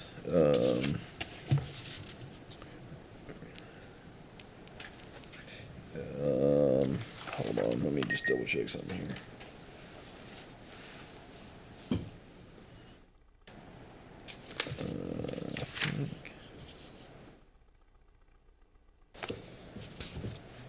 Oh yeah, this is reference to the previous private lane item that we've got in there as well. So let's just pass over this one so we can deal with the Lake Anna and telecom ones, because both of those items are relatively easy. So in the Lake Anna items, roof overhangs are not included in the calculation, and that's for travelways. So what you have is when you go through certain pockets, there is the, what's the feet, 30 feet of navigable waters? Yeah, so you've got 30 feet of navigable waters that you need, and sometimes you have roofs that overhang the docks, so that's just not included. So if you had 30 feet between docks, but the roofs stick out a foot or two, it doesn't cause issues. And then in the telecom regulations, we have here the must be equal to greater than 100% of the distance from the top of the structure at the highest break point. So the only reason why we've got that is the industry standards are basically 100%, and if you do more than the industry standards, you get a fair bout of complaining, Sure. and questioning, and verifying, Yeah. and questioning why we do stuff, and calculating and recalculating. So this is something now with the new brake technology that it's not a big issue in that extra 10%. Most of the towers built now are 199 feet, so that extra 10% is not very significant. So that's what we've got in here, and it just reiterates it in different areas. The 100%, the highest break point, where the antenna support structure has not been constructed using breakpoint technology. So that, the fall zones are just adequate or similar to industry standards. And then if we don't have any questions with those two, we can go back to the private lanes. Any questions so far? Go back to private lanes? Take us back. So we had on the private lane definition one, which is that first page, private lanes are not intended to serve subdivisions more than 2 lots where otherwise an internal subdivision street is required to be constructed to VDOT's subdivision street specifications.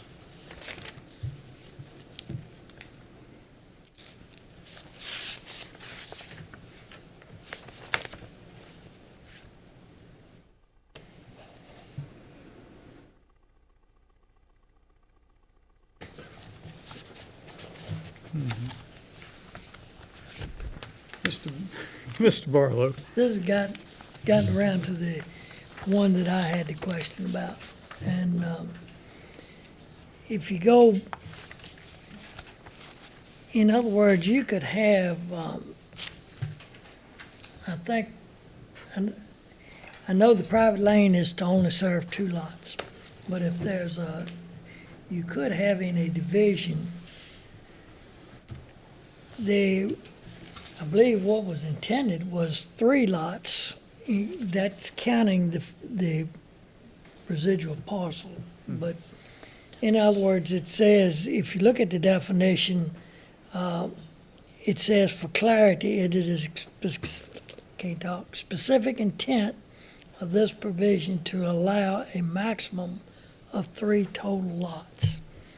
Well, it got with the definition of the residual parcel being 400 feet of frontage and 5 acres, you didn't have to survey that one. So I think we started out with, when we got rid of the minor subdivision, it started out with, if you had a parcel, say it was 10 acres, you could get 3 parcels, two division parcels, and that third parcel, which didn't meet the 400 feet or the 5 acres, but it would still be the residue of that parcel, remaining part. But if it's less than 400 feet of frontage and 5 acres, you'd have to show it.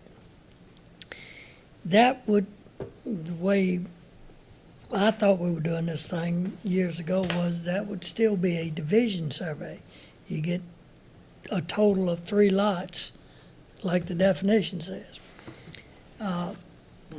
The definition, also, the 2 lots, the private lane is to only serve 2 lots. So you could have the situation where in here you had 1 lot that had road frontage, and 2 lots in the rear could have, it'd still be just 3 lots, but one of them, 2 lots would be served by the private lane. So in that case, then you would have a division, and this says of less than 3 lots. What I'm thinking is if we back this up to what I think certainly was intended when we did it, then you would have, it would be a division of where this says less than 3 lots, a division of not more than 3 lots. Then that would allow you to have 3 lots, and 2 of which could be served by a private lane. So you're not increasing the number that can be served by it, but you are allowing, what I'm running into so often is you have a tract of land that is, when you cut off the first 2 lots, there is not 400 feet of road frontage left, or 5 acres. I mean, you may have 5 acres, not 400 feet of road frontage, but, so you're precluded from getting that 3rd lot. Whereas in this definition, it says that for clarity, it is the specific intent of this provision to allow a maximum of 3 total lots. So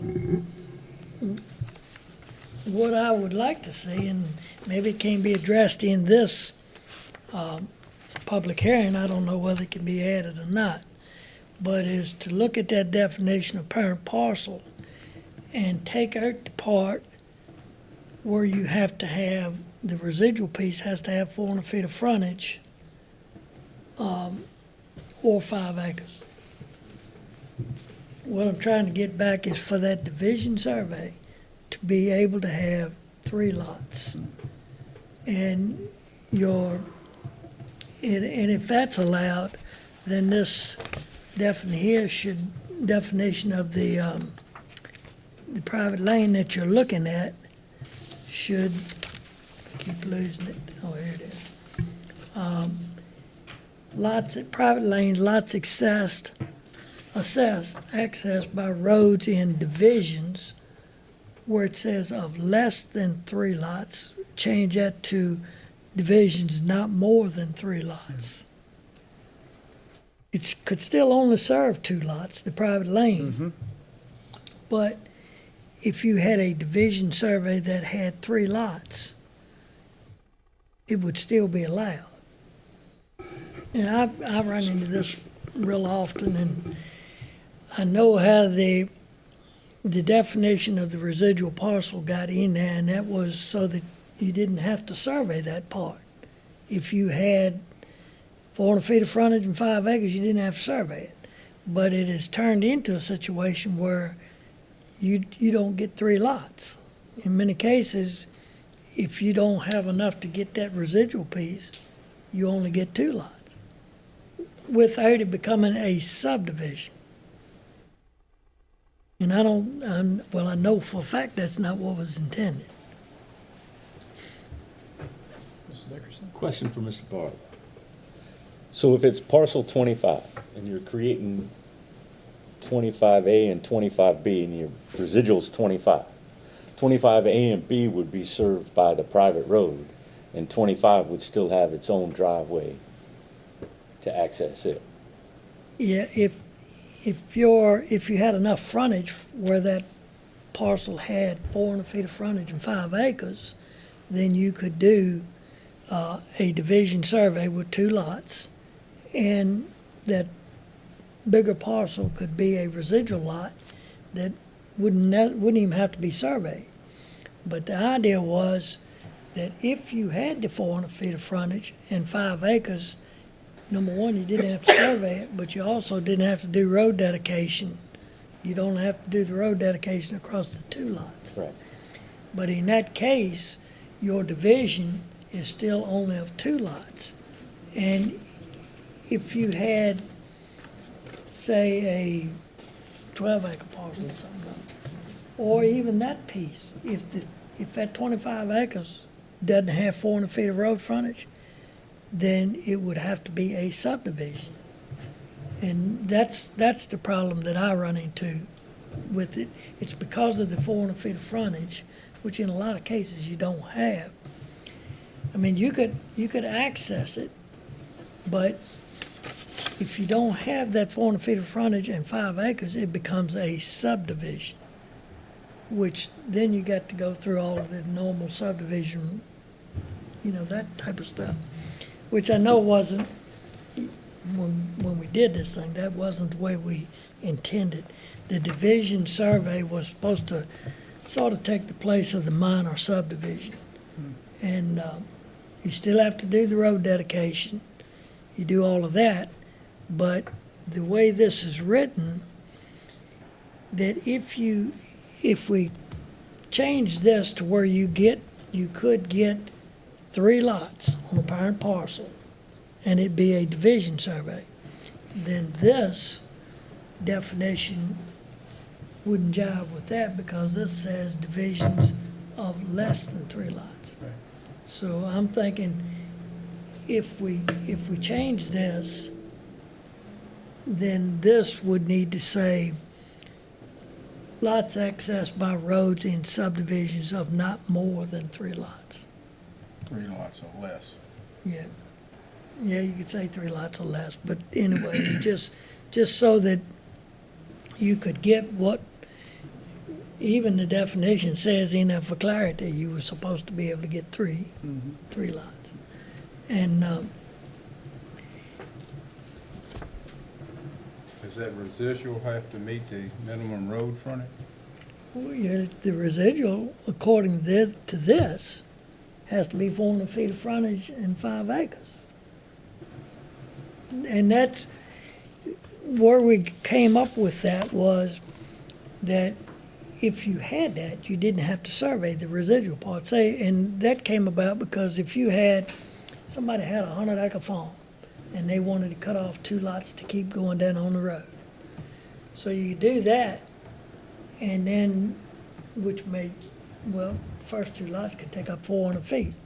So say you got another 1,000 feet for it, then you wouldn't have to survey that piece. And the farmer, whoever that wanted to sell off 2 lots, Cut Did- off the corner. Yeah, just cut the corner off and you wouldn't have to do it. But in the cases where you don't have 400 feet of road frontage, then the only way you could do it, it would become a subdivision. And I think, I don't necessarily mean this has to go to this public hearing. I would like for it to get fixed, but I think we really need to look at that and get it back to what was intended. And the other part, if you look at the residual piece, the definition of that, the residue parcel, say you've got a 100-acre tract and you've got a driveway back into your house. This says that that residue parcel has to have a VDOT approved access. Any of these farms that we've done the residual parcels, they may very well have a driveway going back in there. But the likelihood of it having been a VDOT approved driveway is zilch. Yeah. I mean, a lot of the times the driveways may have been put in the 60s. Well, if it wasn't something fairly new, then it's not gonna meet this definition because it doesn't have a VDOT approved driveway. And we run into that all the time. So out of all of this, these are the two things that I looked at, that I run into, that I think we need to look at fixing. And I didn't get a chance to go over it with Linda like I'd like to do, but, because usually I can make a valid, reasonable justification for it, but that is a problem that I run into surveying all the time. Even with the current definition, if you didn't change anything else, you very seldom have a VDOT approved driveway on the residual part.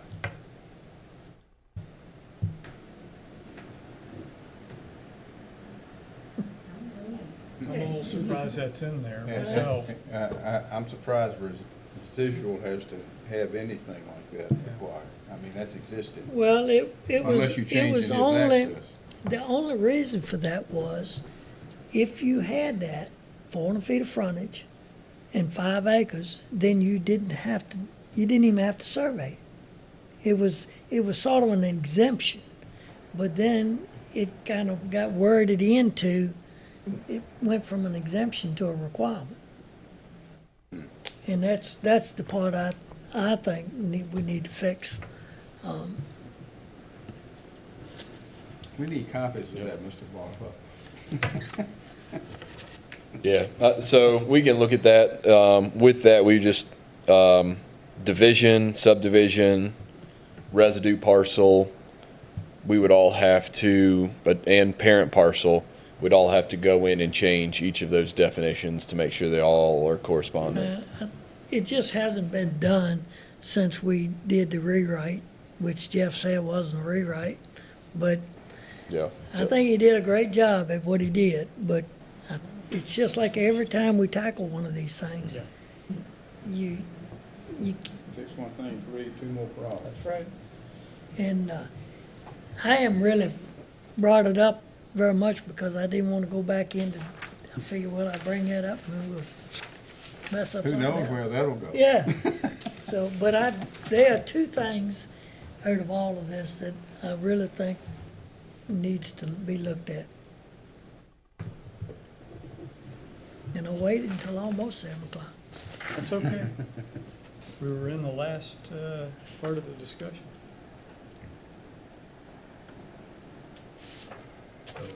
Like I said, the private lane definition, where we added, intended to serve subdivisions of more than 2 lots where other internal subdivision street is required, or I'm sorry, is not intended to serve subdivisions of more than 2 lots. And part of that is VDOT also requires if there's a driveway that now accesses 3 or more parcels, they're requiring a commercial, entrance permit. So that's something that they're gonna require, so, I'm perfectly fine with the division, the private lane serving 2 lots. And you're exactly right. It's a commercial entrance once you go beyond 4. When you go, 3, right? 3. Yeah, they've been telling us 3. And this is just part of the issues that if people are doing 3 lots and they want to say that it's a private lane, well, Or family subdivision. Or family- Is a good example, because family subdivision is where you would have more than 2 using the same access, potentially. and VDOT's going to require a commercial I thought, entrance permit, where if they're like, oh, we're just doing a private lane, so we don't need to do this, well, VDOT's going to require it, so we might as well tell you now, VDOT's going to require it, instead of yeah, just saying, we approve it, go deal with VDOT, and then they come to find out they've got to do a $15,000 to $25,000 commercial entrance. the private lane definition, I think, is fine, serving 2 parcels. That's not the issue that I'm talking about. The division definition, getting back to where you have, for clarity in there, the specific intent is that it allows for 3 total lots.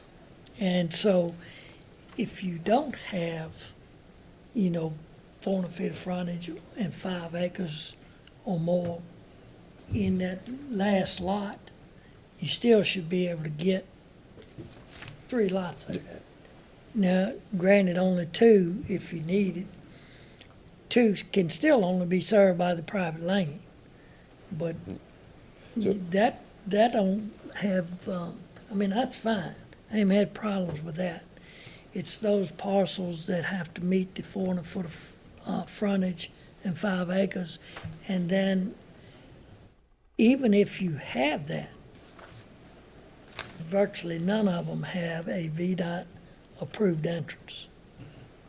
And Yep, that's, that's looking at the residual parcel. And we'll have to work on, like I said, these 4 items and make sure they all jive with what you're requesting, and we can bring that back.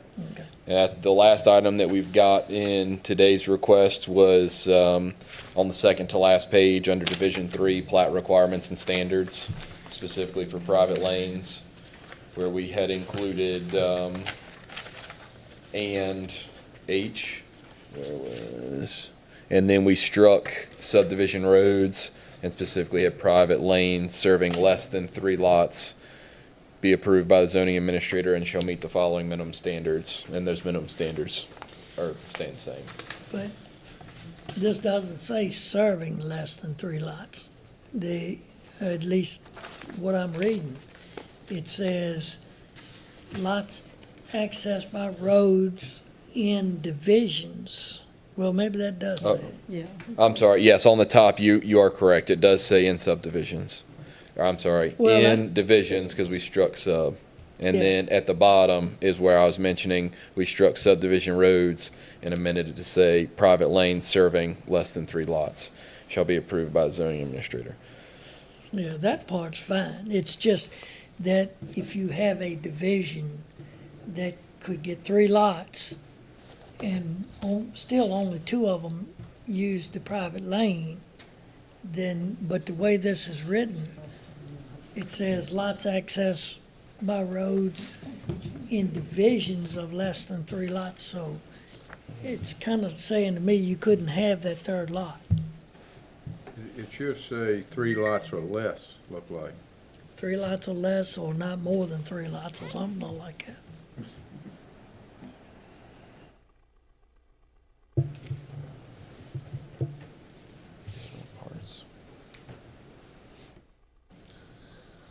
That's the way it exists now, correct? This is the definition of division parcel right now, yes.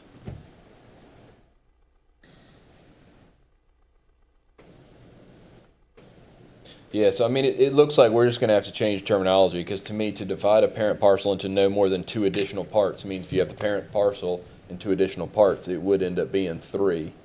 But then the 400-foot frontage and the VDOT certified entrance and all that other stuff is what we'd have to amend as well. Yeah, But then that's, on this private lane, it does say lots accessed by roads and divisions of less than 3 lots, because private lanes are supposed to only serve 2 lots. but it so doesn't less say than- serving, it says serving in divisions of less than 3. So you Lots could, accessed by roads and divisions of less than 3 lots. We change that to, of 3 lots or less can be accessed by private lanes. it's the division that has 3 lots, you still would only have 2 being served by the road. The way it reads now, less than 3 lots, has got to be 2. In other words, you can have but 2 I'm lots. quick on that Right. arithmetic. So, I mean, we could just change it to 2 lots or less. 3. Lots accessed by roads in divisions. Because that language is not changing. That language is what is existing today. Well, yeah, but it says subdivisions. You're changing it to divisions. Lots accessed. And in, by in roads. divisions, we currently, based on this definition, only allow the 2. So that's No, what I'm saying. You allow, it should be 3, just like it says in the clarification. Yes, sir. If the residue meets the requirements. So why don't we do this?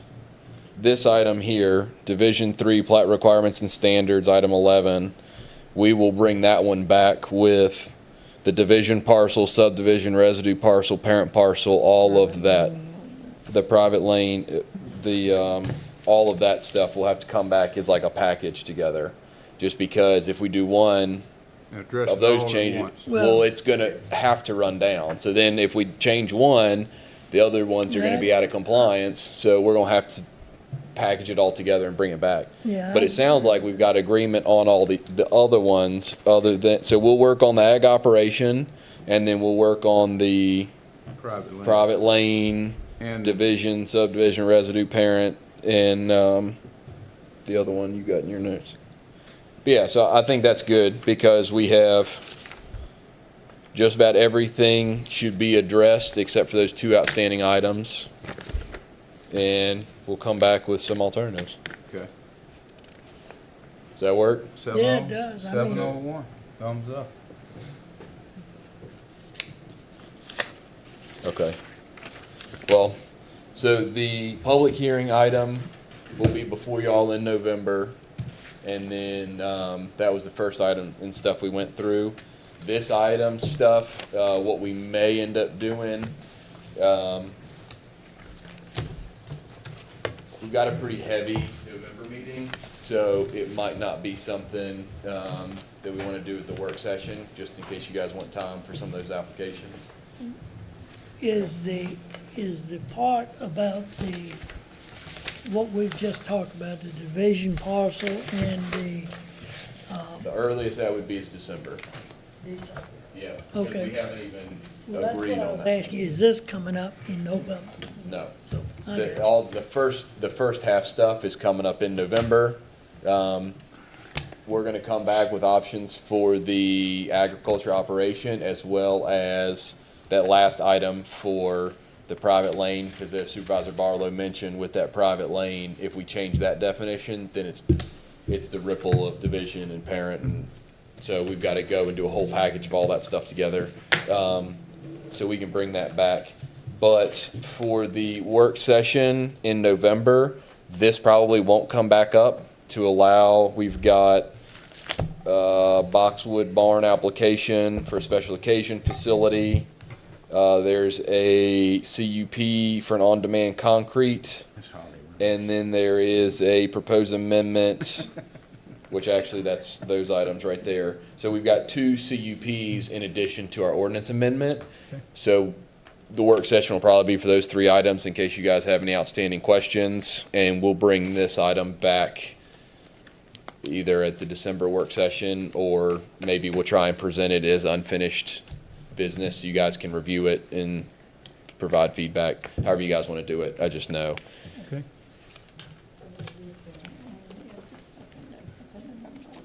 Yeah, and then the other question, so this is the Phase 2 ordinance amendments, and then we had the focus area plans.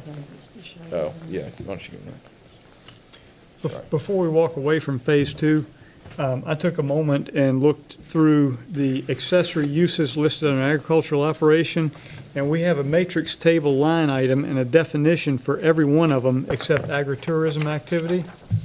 So just as a suggestion, if we were to change in the matrix table, agricultural operation to agricultural operation excluding accessory uses, and then allow the accessory uses to follow their own lines, then that would clear up the conflict between them. It would recognize the accessory uses are different from what was, they're a different phase of the thing.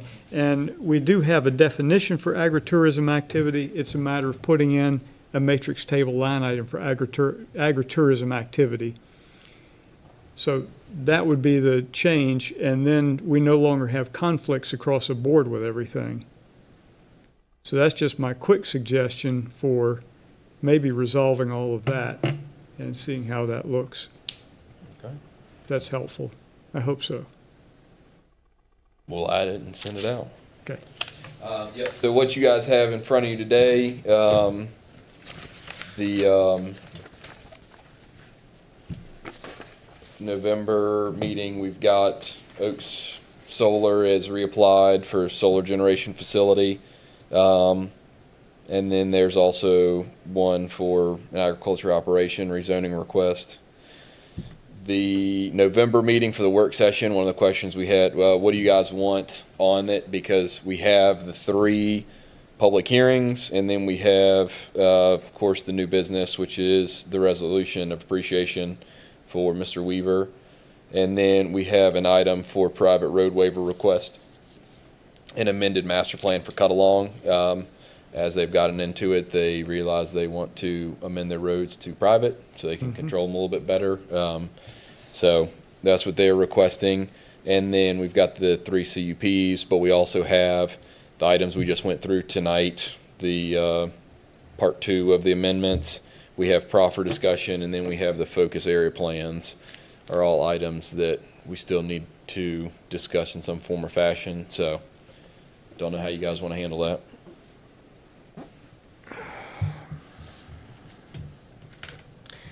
Well, we need to have the proffer discussion in November. We'd already committed to do that, and we had to put it off because we didn't have a September meeting, so we need to go ahead and have that.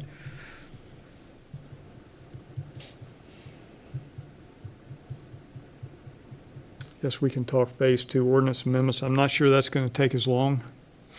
Well, hopefully it really should just be those 2 options. Should be. And like I said, with it just being those 2 options, it's also, if it's going to need more work and it's not coming to a consensus, it's pretty easy to say, Right. work on some other options and get back to us. So we should be able to talk about focus area plans to begin with in November. I think that's a good start. And then continue on into December. Yeah. So then That's we'll good. have the work session items will be as they're presented here. Phase 2, proffer discussion and focus areas. So we won't talk about any of the CUPs or other items that are on the agenda. Yeah. Okay. Just have to do it the old-fashioned way. Do your homework. That works. All right. And then, yeah, so like we said, anything that gets carried over from the November work session, we've got, so like focus areas continued as an option, or the Phase 2 ordinance amendments, just depending on if we need more options. So, and then, like I said, we do have the public hearings coming up in December, which will be the Oak Solar as well as the agriculture operations rezoning request. What is that agricultural operation about, just out of curiosity? This is an application that we've got. I haven't fully vetted it. Briefly, just, The property is currently zoned general commercial C2. Yes, the property is general C2 in a growth area overlay district in the Ferncliff area. The gentleman has purchased a house and is living in it as a single-family dwelling. I believe the house has probably been there prior to 1969. And the gentleman would like, he's retired, recently retired, and he'd like to have some ducks and koi and a farm, essentially. And ag operation, believe it or not, is not a permitted use in C2 growth area overlay district. So he's looking to downzone from C2 to A2 within the growth area to allow for ag operation. It's as simple as that. Is that where the guy has the Connex boxes? Correct. Okay. And he plans on painting those red. How many acres?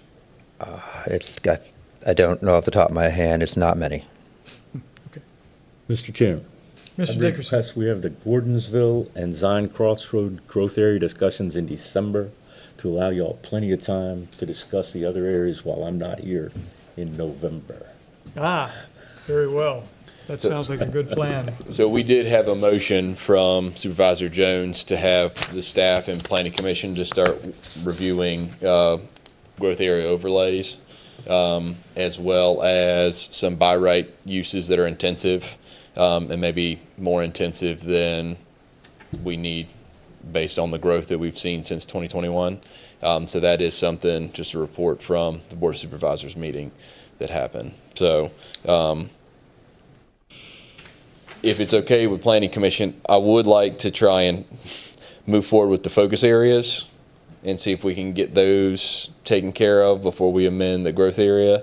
If we review them and feel that maybe we need to do the focus areas and the growth areas at the same time, that's fine as well. But I know the focus areas have something that's been talked about and pushed back and forth and moved. So it's just something that if we can try and take that off the list before we start the growth areas, or just realize that we need to lump them together, that's fine. But Hey, how about the directive about holding community meetings? Do we need to, is that in harmony with the focus area plans? We need to get that input first? Or, ask that question again, I'm sorry. the directive up front from the board. The board, let's see, the board directed staff and planning commission to hold community meetings on the comprehensive plan. Correct. Review the current growth areas and recommend the size, so forth and so on. Mm-hmm. Focus area plans will be a part of that review with the community. Focus areas, that's something that was supposed to be done with the appendices that were supposed to be added in the comprehensive plan back in 2021. That was something that we're trying to close out from 3 years ago. The growth area items that we're talking about is reevaluating the size and location, everything. So really, we just need to have staff as well as planning commission review the options that we want to discuss, and then we can take it to the public once we have options of what the growth area is, questions, those different items. But yeah, two different things. Okay.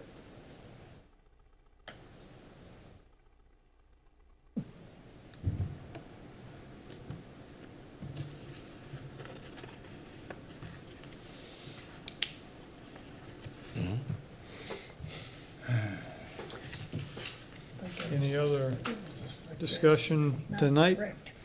I'll redirect it. Very well. Staff put that in there. And if we have nothing else, we'll close the second work session for October. Done. Thank you.